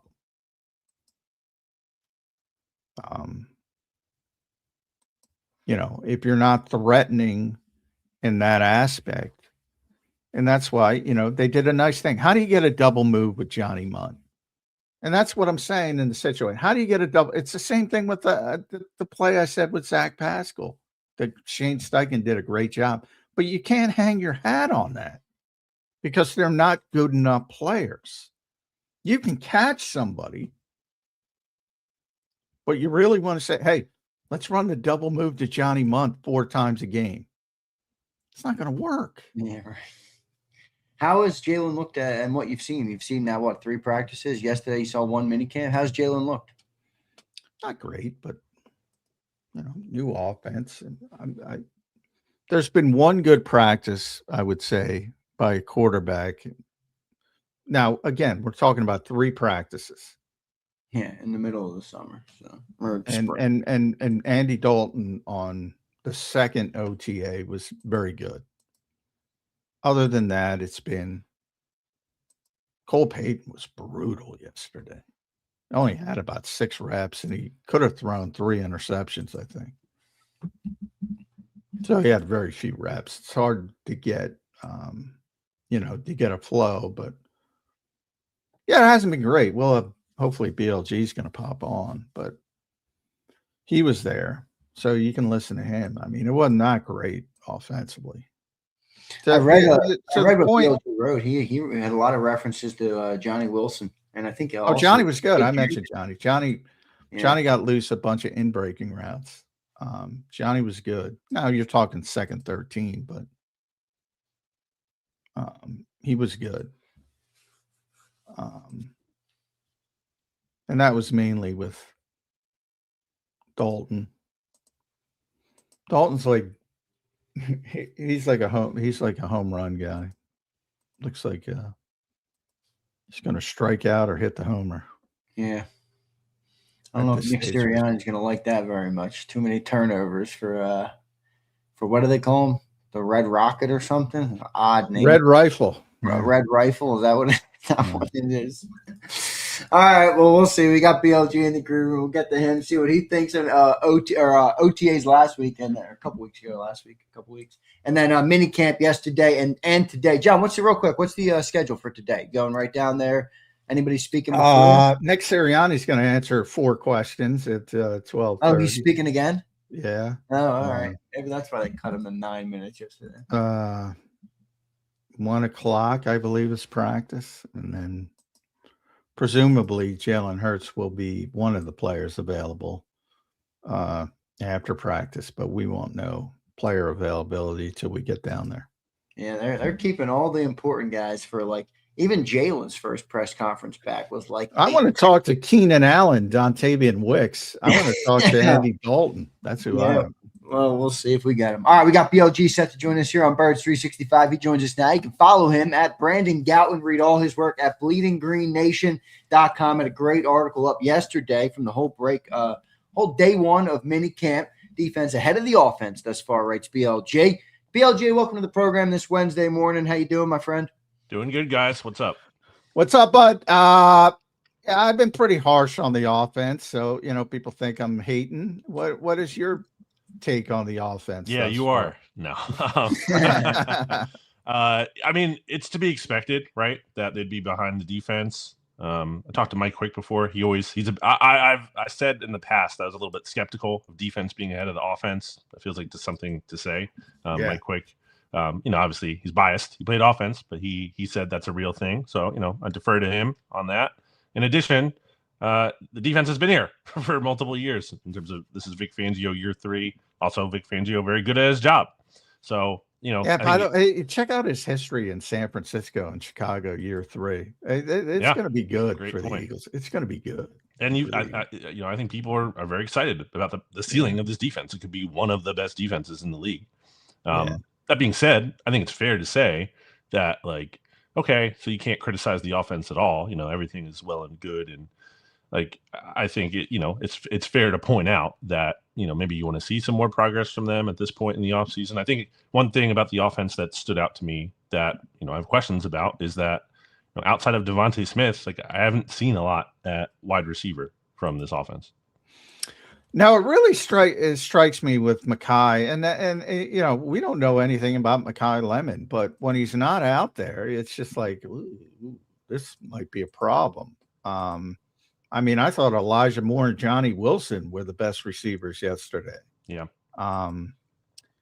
And boy, I think it might be difficult. Now, I did like some of the, people are constantly, we're having this debate back and forth and how different it's going to look. And Parks Fraser had that comment where it's going to look a lot like very similar on film with the concepts and things like that. There were little things I liked. They got Cam Latu loose from a condensed set on a little bunch formation for a nice little gain. That Johnny Munt on a double move and Andre Sam had to take a PI or it would have been a touchdown. But boy, BLG, you can't hang your hats on those players. It's nice to have AJ Brown. You can't. Instead, I got to scheme Johnny Munt open. That's a lot of pressure on Sean Mannion. How do you sort of weigh that kind of stuff?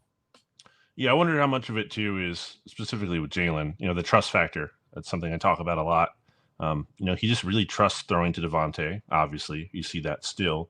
But when AJ was here, same thing. Like he really trusted, just going to him. You think back to some of these training camp practices we've seen in the past, including the one against the Patriots a few years ago, where it was almost like every play, Jalen, AJ. Having that kind of just reliable guy there, easy button. And certainly you see some of that with Dallas Goedert too. Still, we've seen some of that this spring. But as far as the new guys, I think it's about building that trust. And I think that's why it's unfortunate. I think that Mekhi Lemon is missing these practices. It's not the end of the world. Doesn't mean he can't have a good rookie season, but he's missed at least 4 out of their 8 total, which isn't a lot, spring practices here. Yeah, and Jalen's shown that he's much better with receivers he has more chemistry with. I think it's a good point, BLJ. What do you make of this Andy Dalton stuff? What's going on here? How long can they keep this up? I hope to get one of 4 questions on Andy. I hate to waste it, but it's like, what is going on here?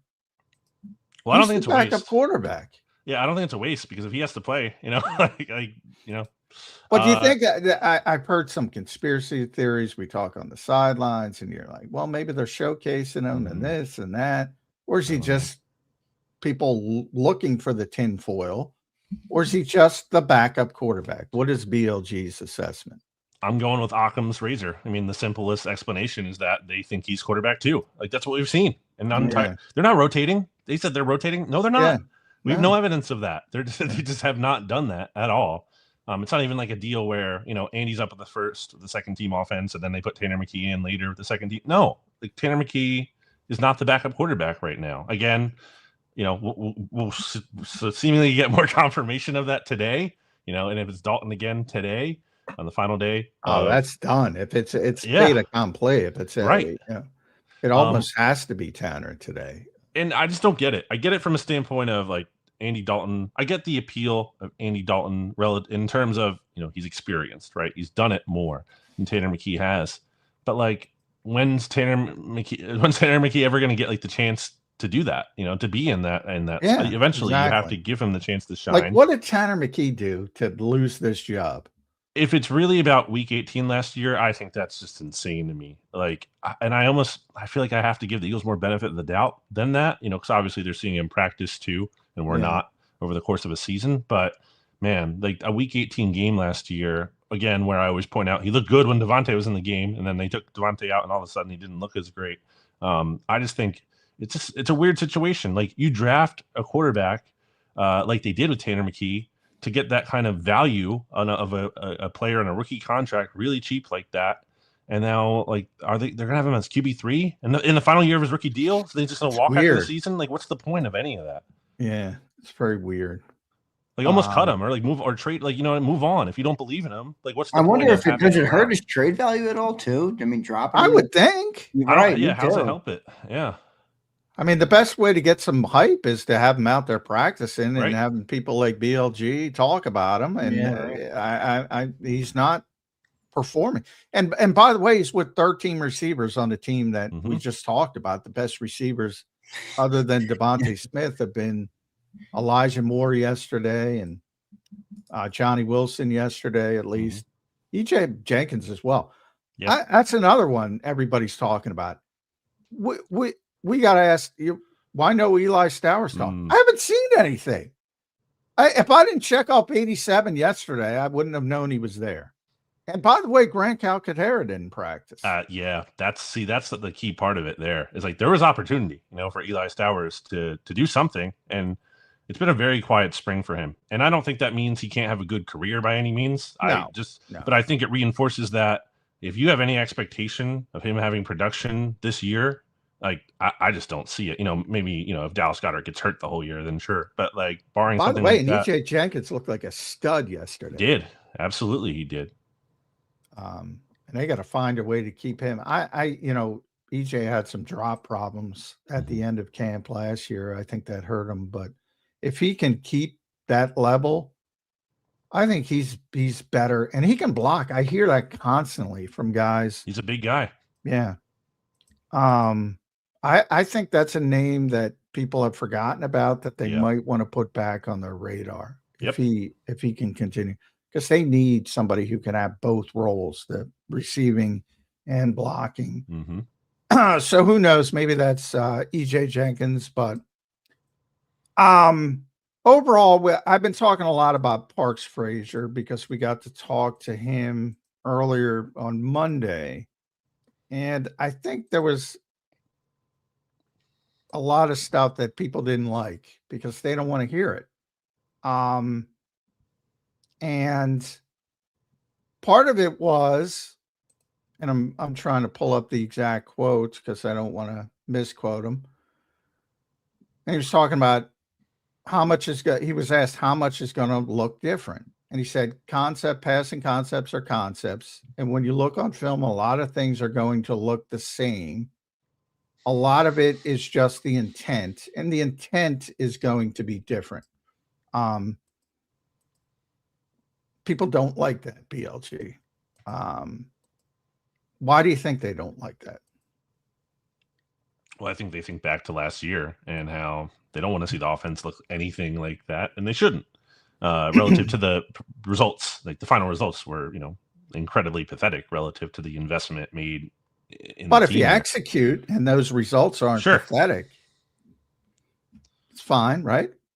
Yeah, absolutely. I think, the ideal and what they've kind of talked about is, I guess, like making things look a certain way, similar, but then, like having different options out of those things, which sounds nice. But can they execute?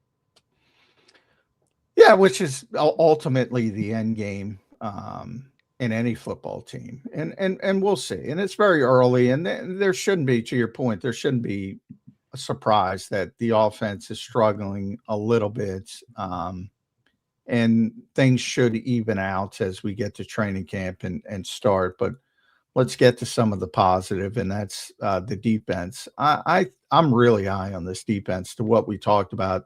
Vic's third year, that's his history. He keeps throwing more at these guys. Jonathan Grenard and Jihad Campbell aren't even out there yet. Yeah. I mean, if I were to name a spring MVP, and I already said this, it's Reek Woolen for me. Yeah. I mean, he's been unbelievable. He's just a very impressive player. I think this applies to Quinion too. I don't think Quinion or Reek have like given up a single catch this spring. Like at least, in terms of like, oh, that was a bad loss for them. Maybe like a check down or something in front of them, but like not any kind of play that was like a big mark against them at all, which is crazy.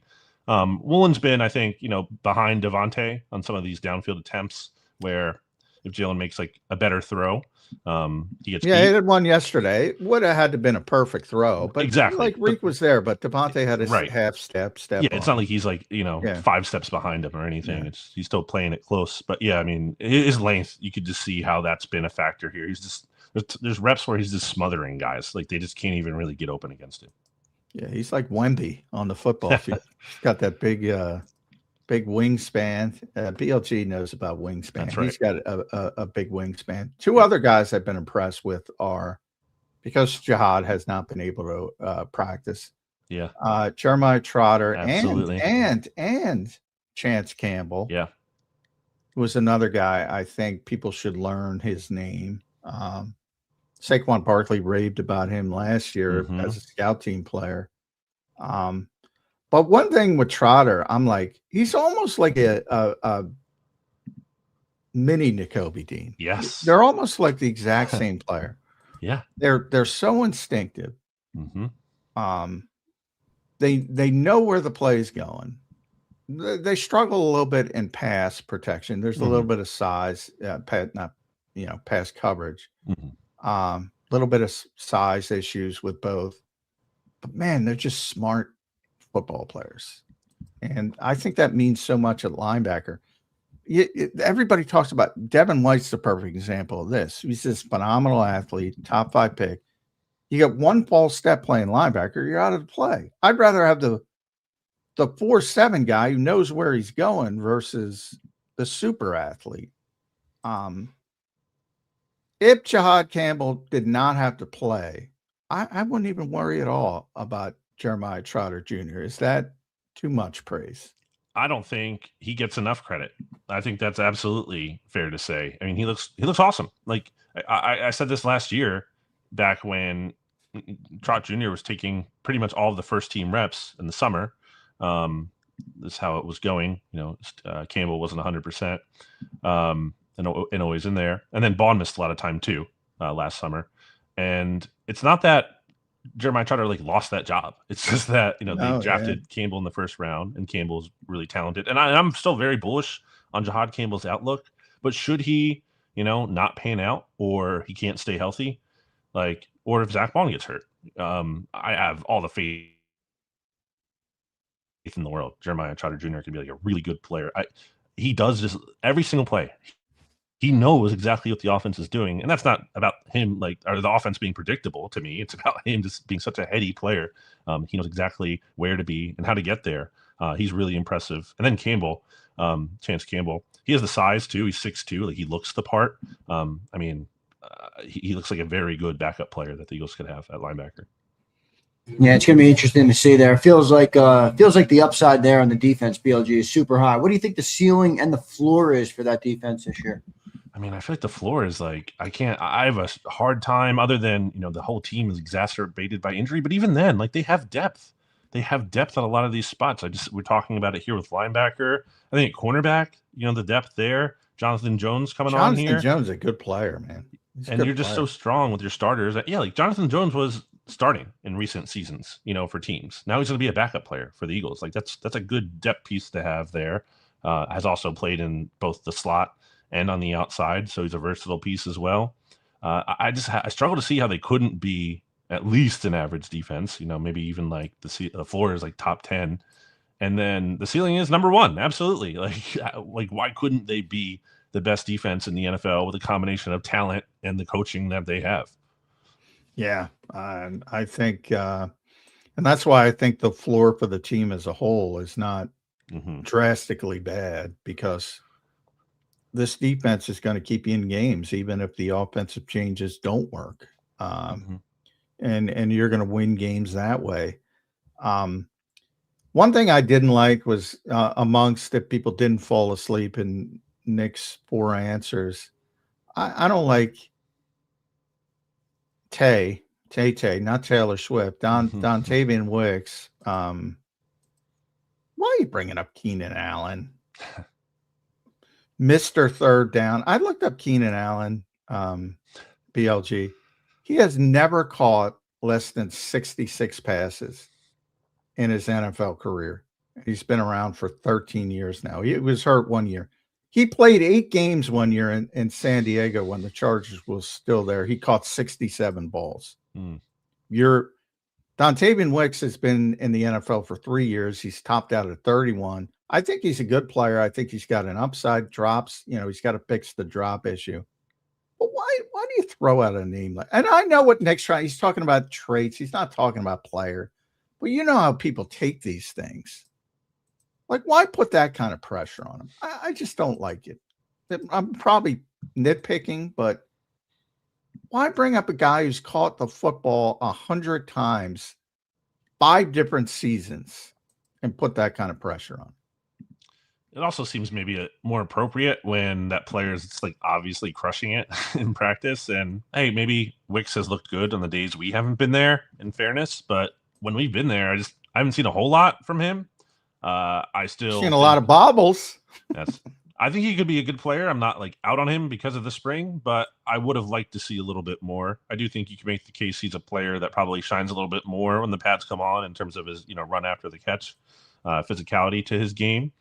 But I just, I haven't seen much from him yet.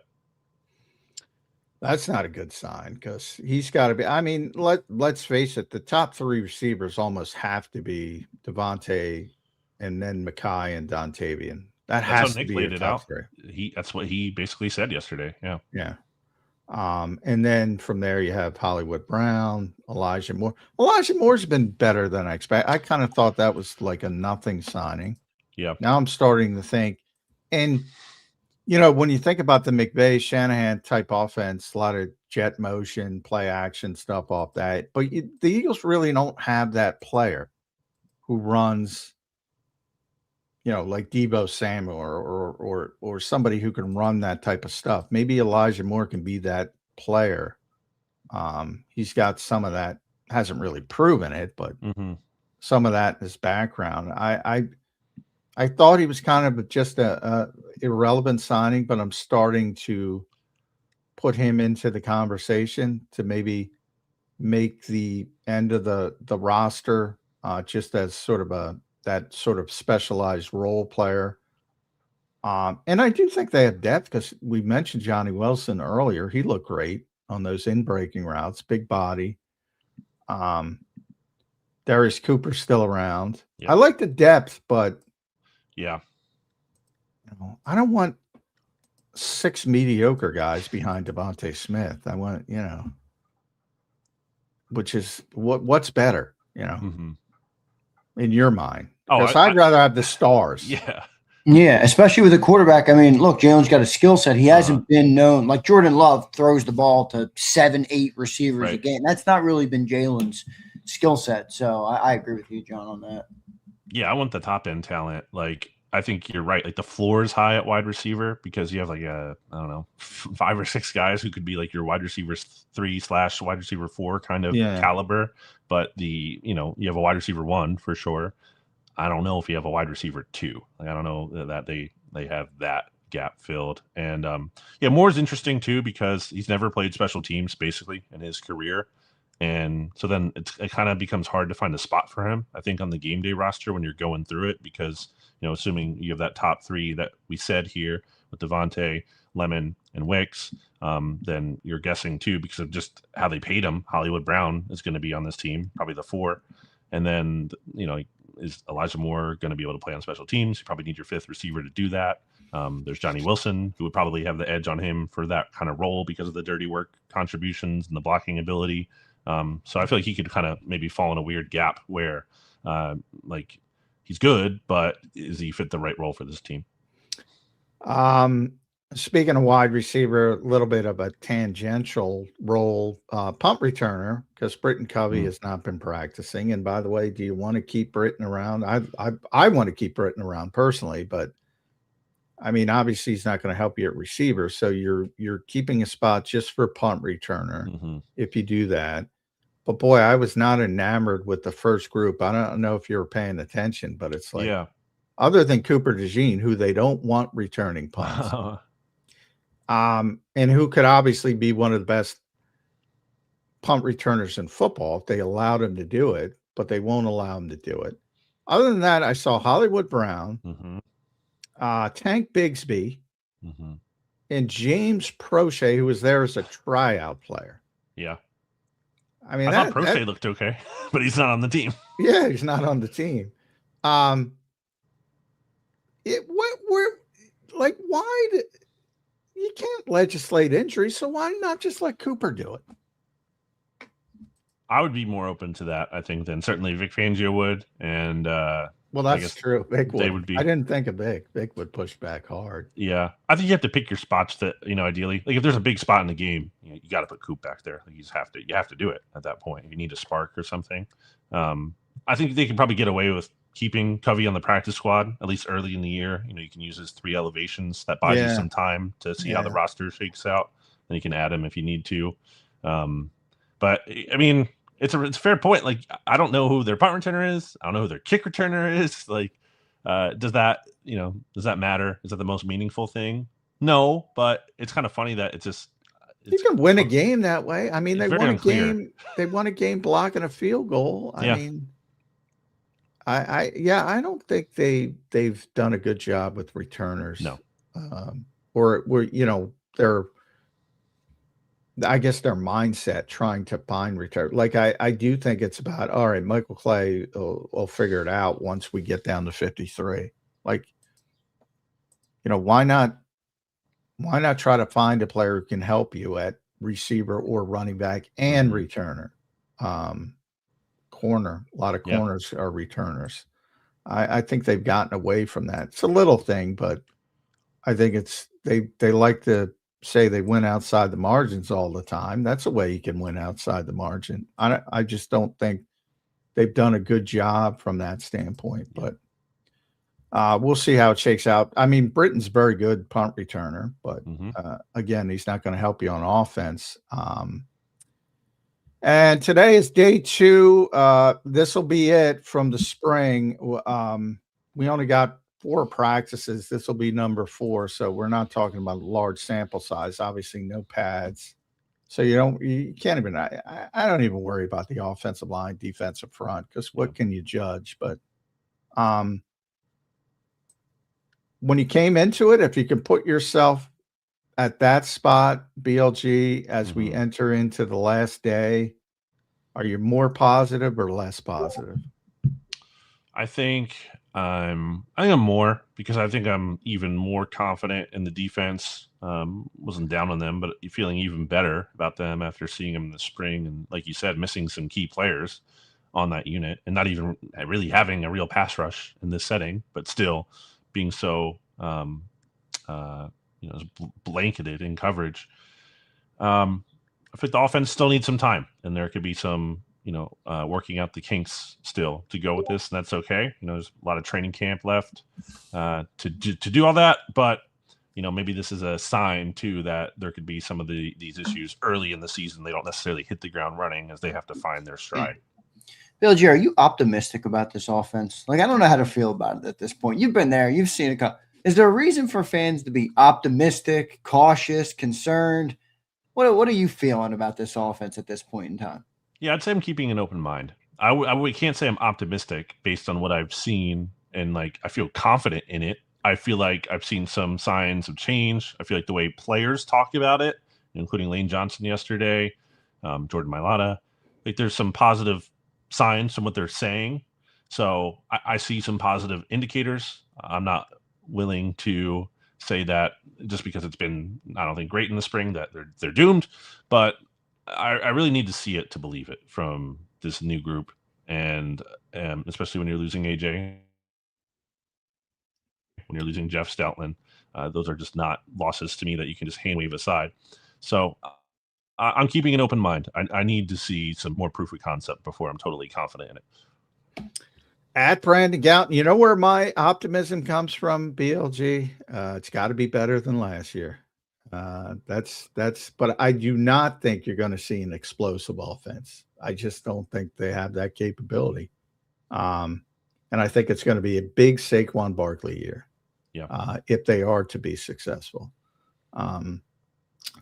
But at Brandon Gouton, make sure you read him at bleedinggreennation.com. Check out his notes from practice yesterday. I imagine you will have notes from practice today, and that's got to hold the people for 6 weeks. So I'll do one note per day.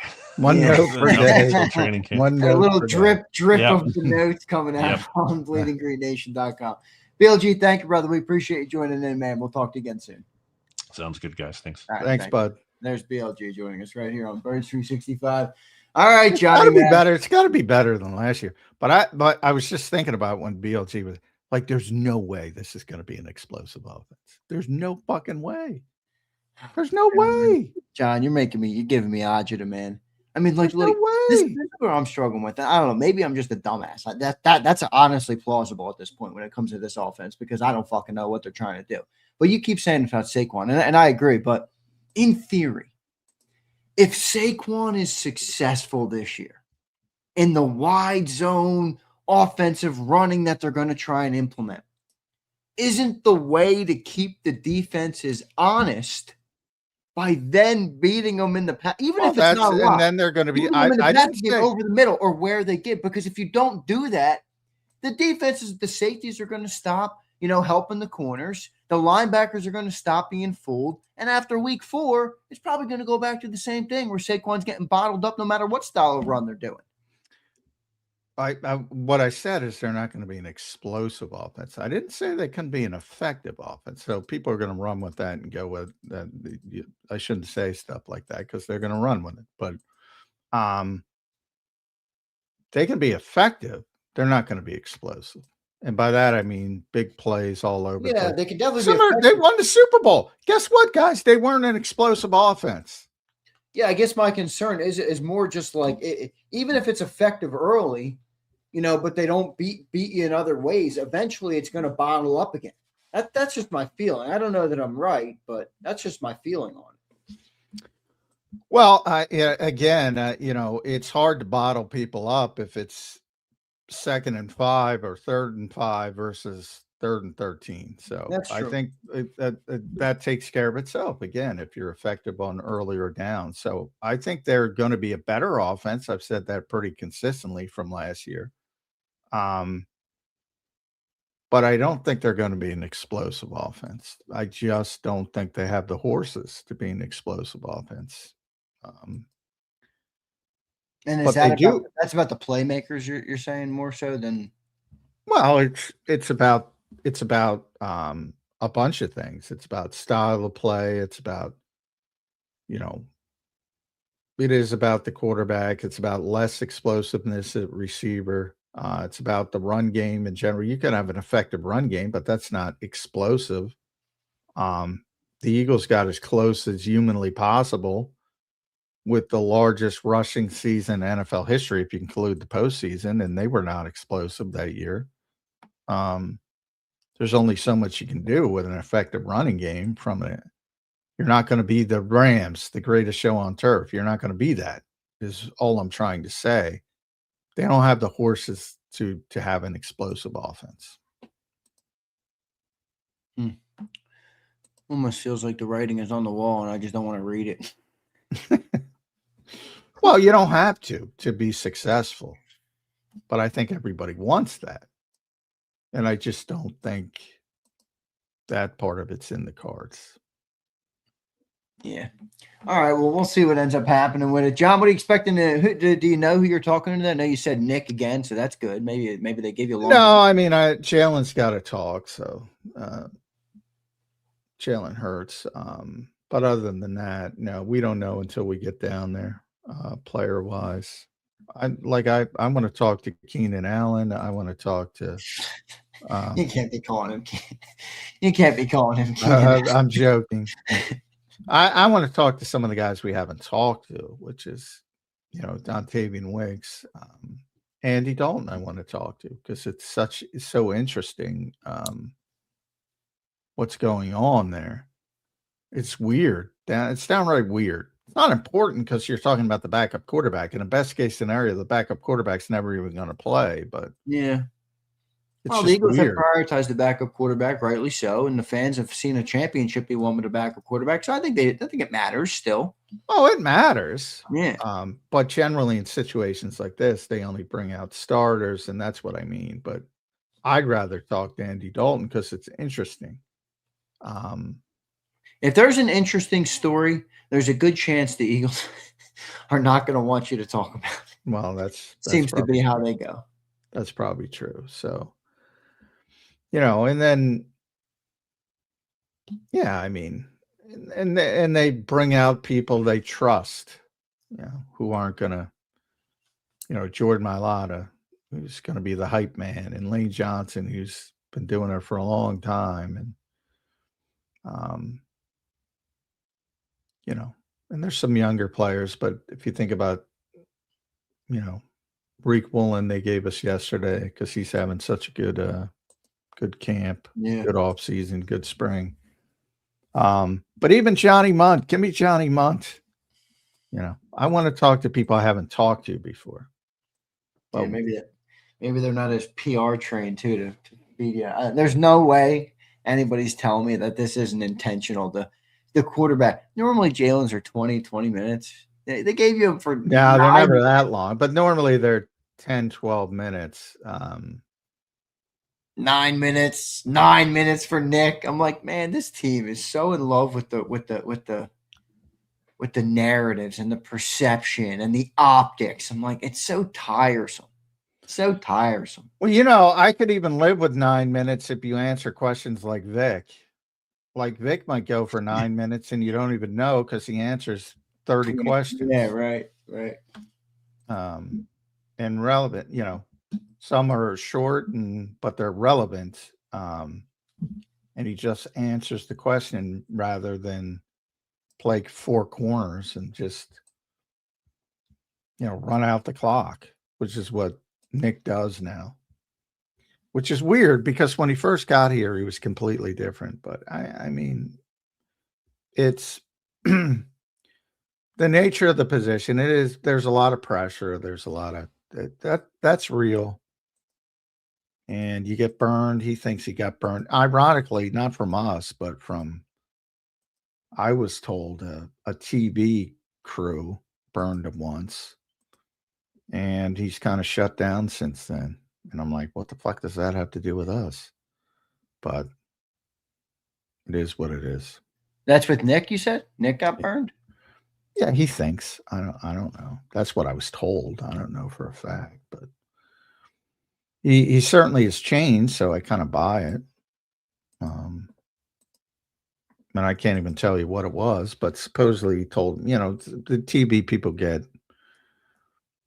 access, you know, for the broadcast, and you know, sometimes it's, you tell them off the record stuff and sometimes they blurted it out.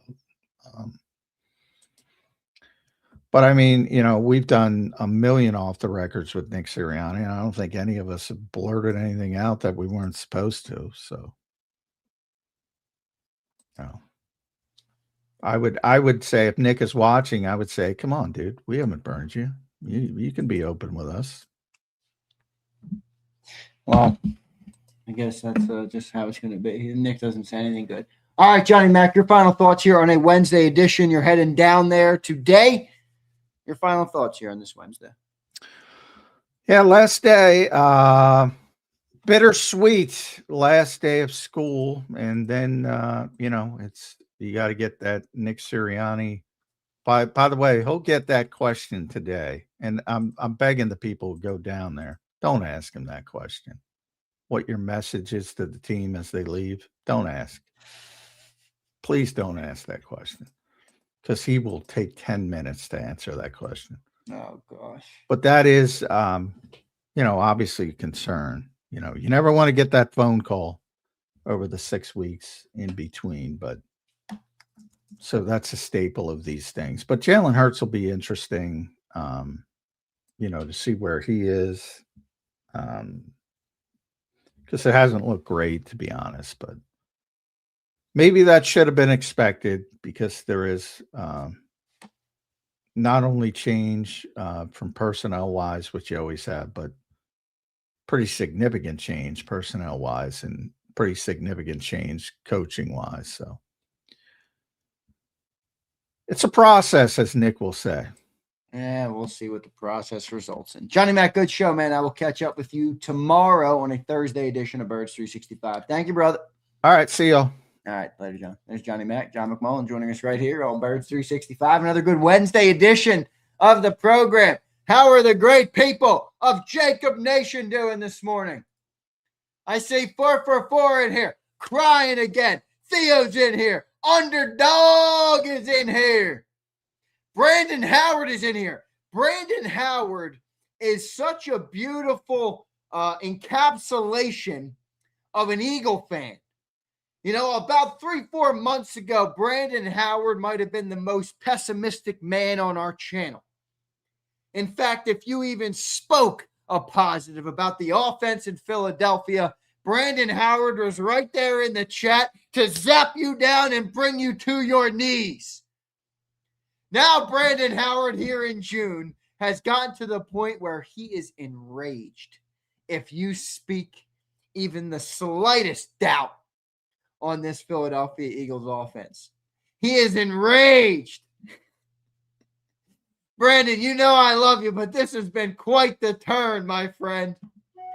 This has been quite the turn, my friend. Gotta love it. Gary says, on my way up to PA. Let's go, Gary. Where are you staying? I'm only down here for the day. I actually have to go tomorrow to get the, I guess where marriage is no longer a covenant between you and your wife. It's actually between you and the government, which is the most ridiculous part of marriage, but it is what it is. The government weaponizes everything against the people. That's just what they do. So I have to go get the marriage license. All right. That has to be in where the wedding is. So I got to go down there.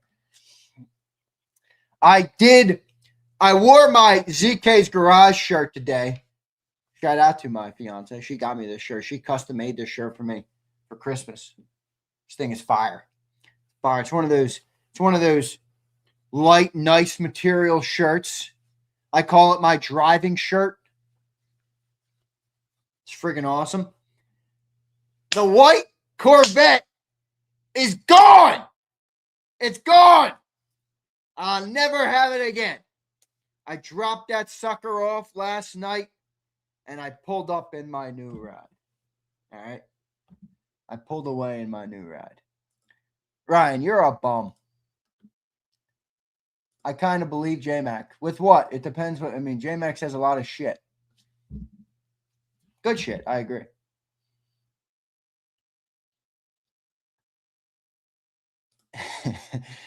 Brandon says fans are going to doom and gloom. Fans have no bearing on the game, Brandon. Stop. Brandon, take your delusion and flush it down the toilet. Come on, bro beans. Gary, the same. It's just a new one. A newer one, newer year, 3LT, different color. I'll show you. I'm not going to say much. I'm going to do a video on the channel about it. Yeah, I swapped it. I needed to swap it. I did what I do.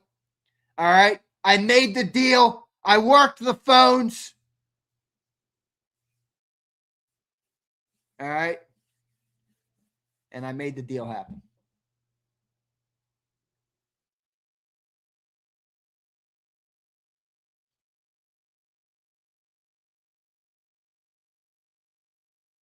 Who do we got in here? Anybody in here saying some good shit?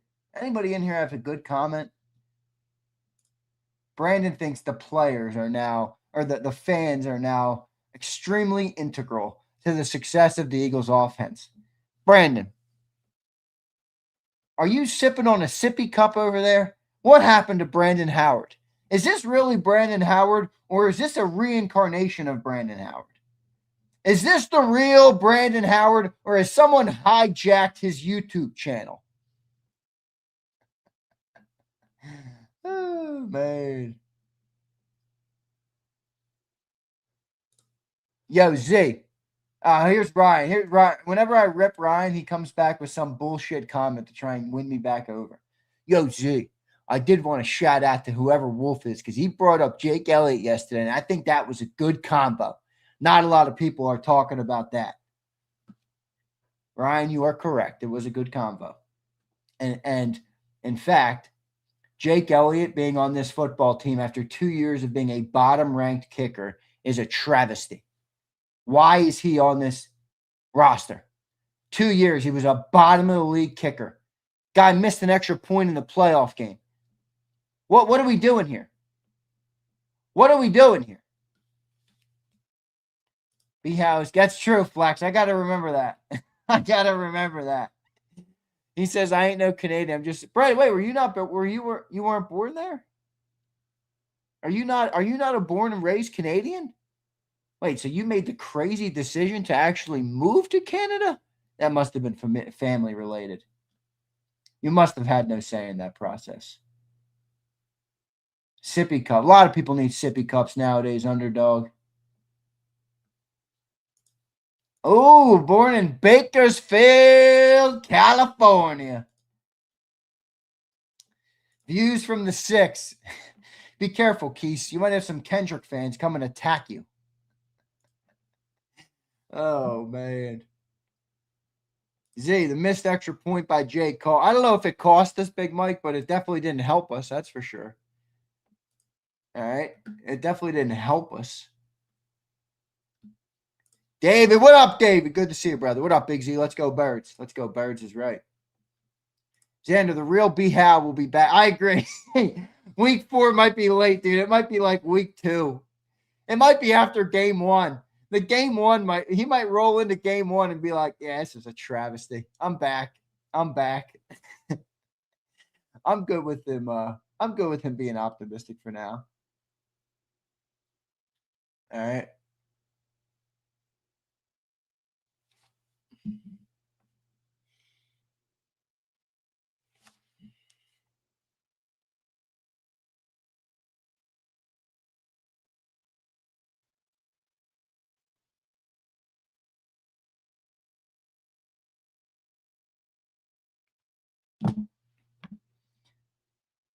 Here's Greg. What's up, Greg? Good to see you, brother. Thanks for being here.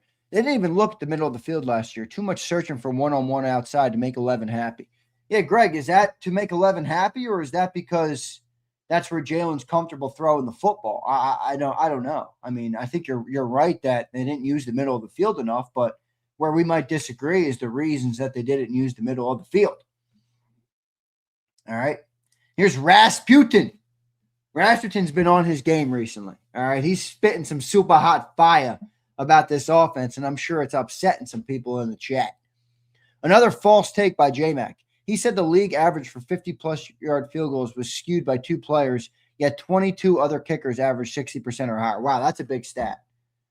That's a lot of kickers.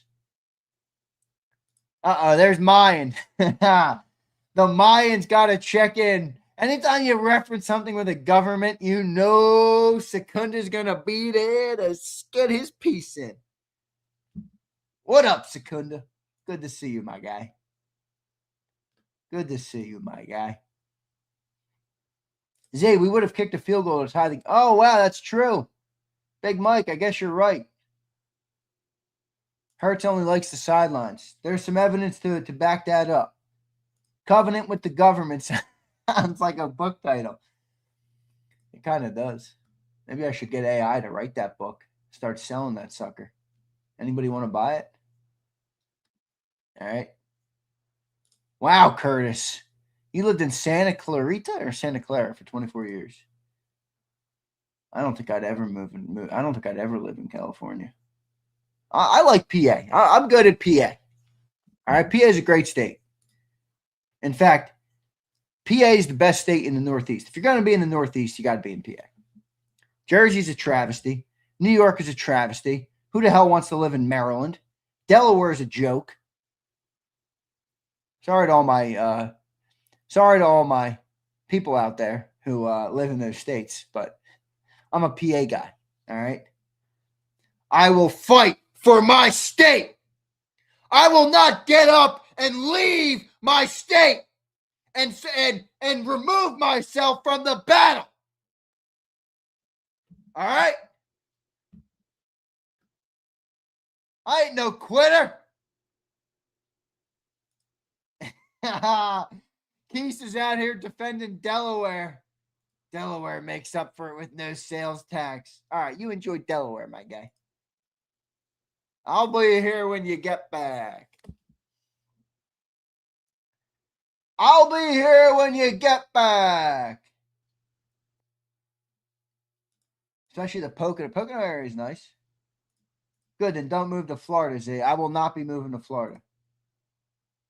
Maybe when I'm like 68 and retired, you know, which I'll never be retired. I hate PA. Come on, Bird Gang. That's a joke. You don't hate PA.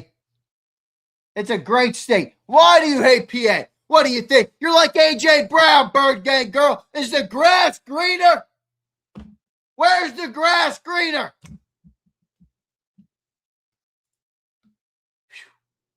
Jersey's a travesty. Yeah, I ran some numbers. Jersey. I took Jersey. You're out of here. No Jersey for me. Yeah, Bird Gang, you're like AJ. You're a Bird Gang girl. You're AJ Brown for the day. Grass is greener. The grass is greener over there. PA is fuego. Make sure you avoid Vermont. I don't think you have to worry about that, my dude. What happened, Zane? Not that long ago, you told Sills you're going to be out of there and move to Florida. I pondered it. I pondered it for a hot second. But my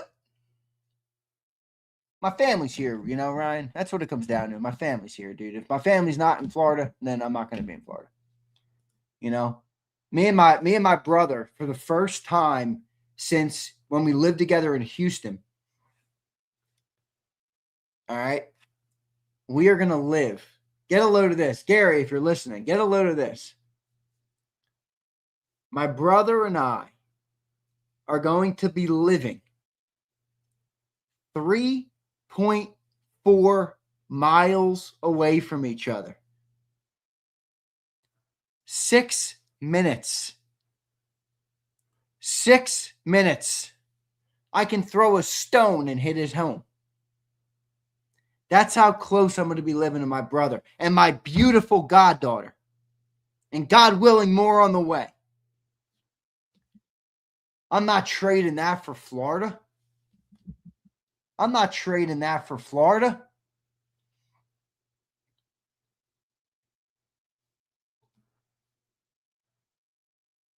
I want to move to Tennessee's cool. Yeah, Ryan, you know, you only got one. I got one life on this earth, man. I can't be. I don't know. I want to be around my family. I want to be around my nieces and my nephews. Around. I could throw a stone and hit his home. Case, I am a lyricist this morning. Do you guys see what I said to 4 for 4 in the chat about his soul? That was freaking fire. I know Underdog like that. Underdog is dropping that in his next song. Alexander says, you're hilarious. Thank you, Alexander. I appreciate it. I'm really not a funny guy. I've never been the funny guy. I'm not a funny dude. I wasn't the funny guy in school. I don't want to be the funny guy. I don't like to be the funny guy. But every once in a while, I go on a little bit of a rampage here on the show. What up, Roll Philly? Good to see you, my dude. Hope you're doing well. By the way, your dad is a badass, dude. I read about your pops after that day when you told me about his goalie company, his goalie training company. And I went on his website and I read all about him. And it's funny because I was like, damn, this guy that I'm reading about, I know his son. At least I know him in my chat. So that was pretty cool. But your dad is a savage. And he says this, Zander, I still have yet to find an answer to my question about what Hurts has to do to get an extension short of winning it all. I think it's a hard question to answer, dude. Honestly, I think it's a hard question to answer.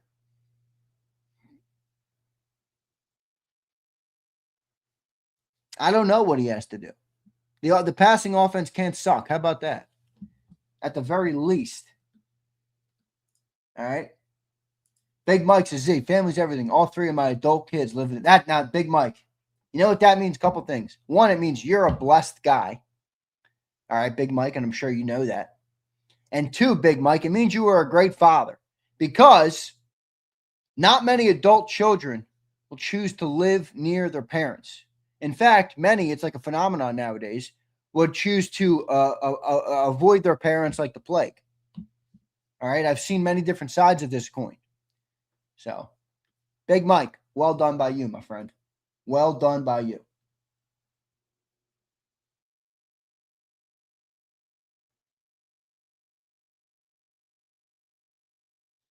Underdog says, Z, what are your receiving yards and touchdown predictions for AJ and then for Smitty?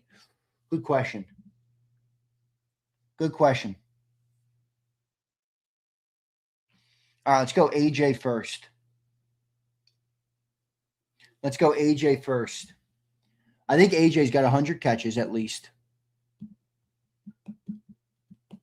Let me look at what he did, what AJ's done.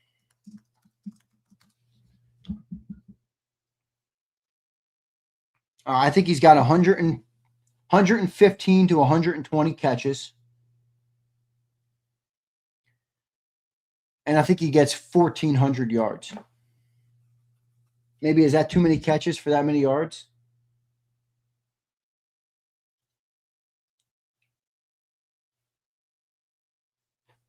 Is that too many catches for that many yards? Touchdowns, give me 8 to 10, somewhere in that range. And then for Devontae Smith, let me see what Devontae's done. Devontae,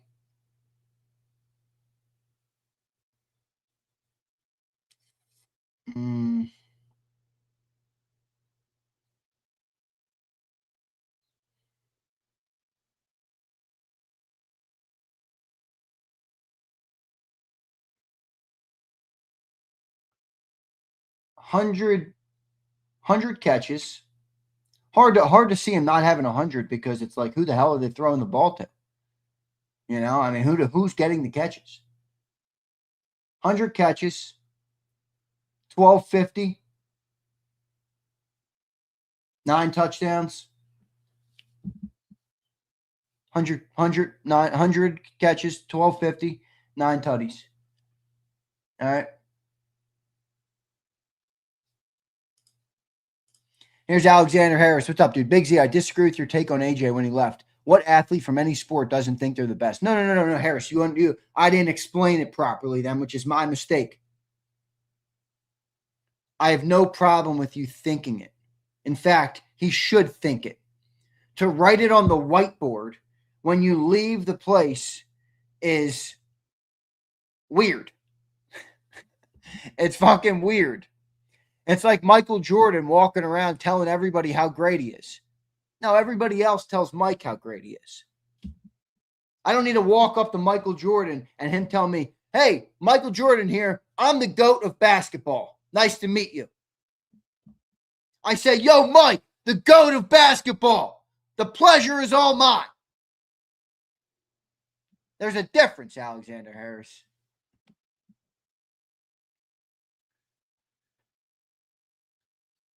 Big William, what's up, dude? 90 receptions for 1,300. Damn, that's a lot of yards per catch. 86 for Smitty, 9 tutties and 800. Dude, if he has 860 yards, underdog, we're fucked. Excuse my language, but we're effed. Chuck, lucky man, Curtis, no comment. Anyone else feel like they are in the AJ Brown twilight zone watching Big Sills? Maybe.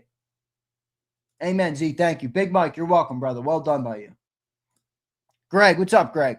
John can't face what the obvious with AJ was last year. He was obviously absolutely abysmal versus San Francisco. He was unplayable. How many touchdowns did he quit on? The guy could never separate, but he got enough. Greg, he was abysmal in that game. John does seem to have a little bit of a love affair with AJ Brown. That's all right.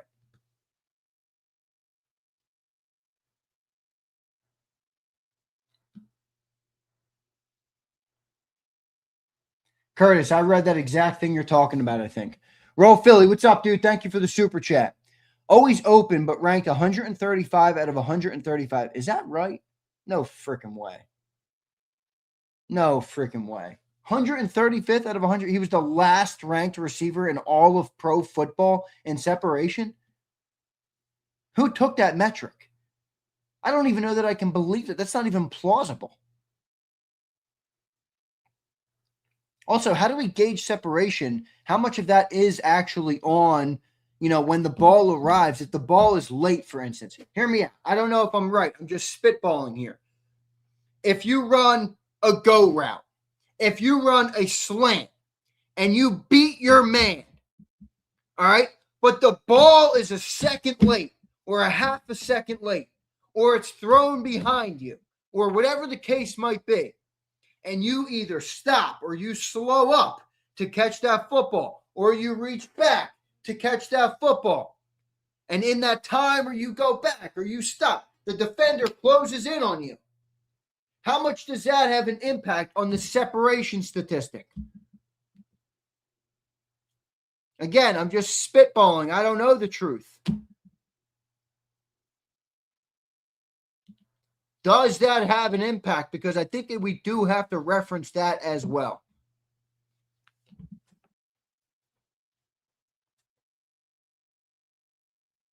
Let me finish your super. 1.8 yards. No wonder he was mad about the tight window throws. Every throw had to be tight window. Roll, I'm not going to sit here and defend A.J. Brown like John does. AJ's a really good player. I do not think he's a Hall of Fame level receiver. I don't. It's just my opinion of him. I think he's a really good receiver. I do. I think he was awesome in his time in Philly. When I see him, I don't necessarily look and say Hall of Fame. I look at Jamar Chase, Hall of Fame. I look at Justin Jefferson, Hall of Fame.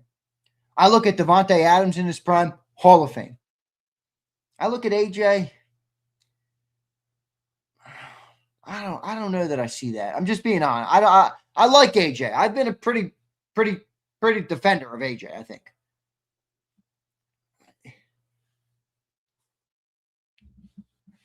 I don't know. Keith, we had a Hall of Fame voter on yesterday who did not disagree with me. Keith.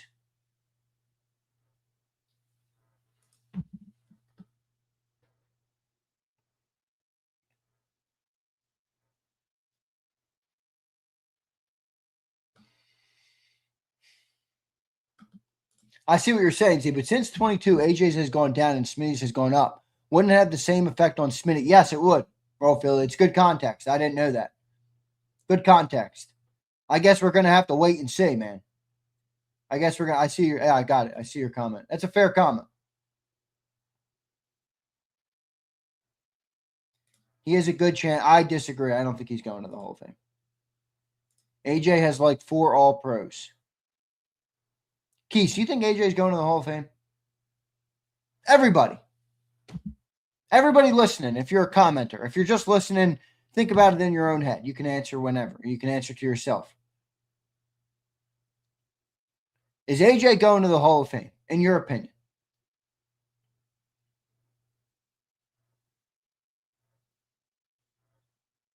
Underdog says yes. James says Zander, I think so. Keith says yes.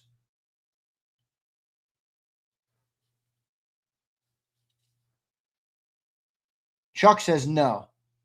I'm more with you, Chuck. I don't know according to Mr. Sills. Bruce, how about according to Bruce? You got a mind in that? You got a brain in that head, Bruce? Or is it a big hammer? A hollowed out thing is hollowed out. Depends on the knee. Can he have 3 more big years? Has the ring, 4 All-Pros. Now he's got to go in to get his number. He goes. All right, we'll see. If he plays well for a few more years, yes. Caleb says not a chance. If he gets in, it'll be a long wait. There's a log jam. I agree. That's what I think the problem comes down to. I mean, if he retires at a similar time that Jamar Chase, Justin Jefferson, Devontae, or any of these other guys retire, I mean, it's going to be tough sledding for AJ. He's got to really ball out in New England to go to the Hall of Fame, in my opinion. I mean, career numbers right now, he has 7 years, 8,000 yards. That's pretty fucking good. 56 touchdowns, 524 receptions.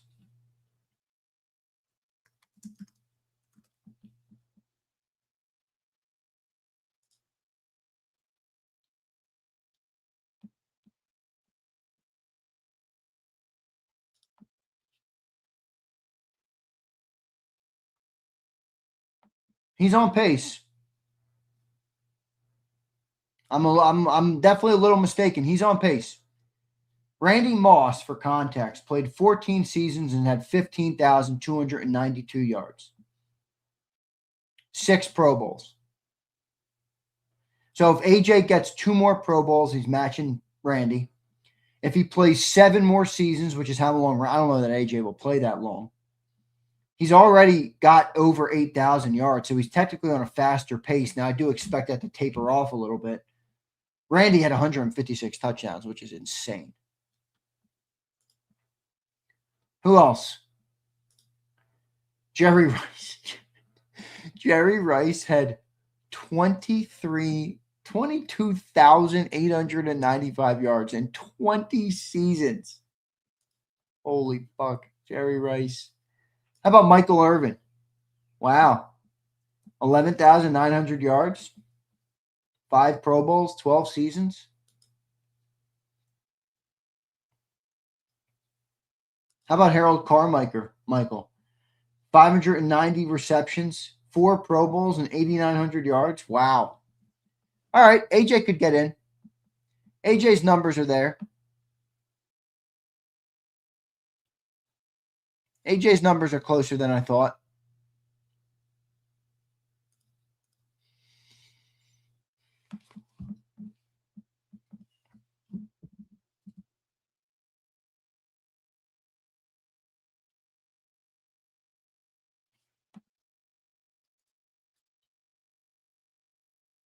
AJ has trouble creating separation from the side check. I don't care about the side checks.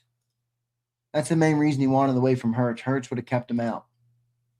Well, underdog, to push back on you, I mean, he did have some pretty big numbers with Jalen, dude. I know you're not a Jalen guy, obviously, but he did rack up fucking 2 1,500-yard seasons with AJ or with Jalen. I mean, Rasmussen says it's Tyreek Hill, a Hall of Famer. Whew. Rasmussen, he's got the ring. How many Pro Bowls and All-Pros does he have? I think he had back-to-back 1,700-yard seasons when he went to Miami. That's a fair question, too. Rice is arguably the best player of all. I agree. I think he's easily the best wide receiver of all time, in my opinion. I completely agree with this. It's so hard to gauge different eras.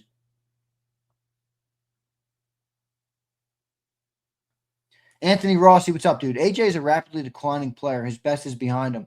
49er game clearly showed his decline both physically and mentally.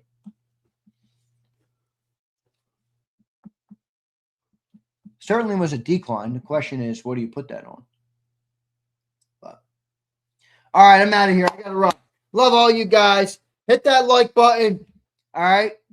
Drop your comments down below. I will catch up with all you guys. It was a good show today. We'll be back tomorrow morning. See you next time, everybody. EAGLES. Eagles.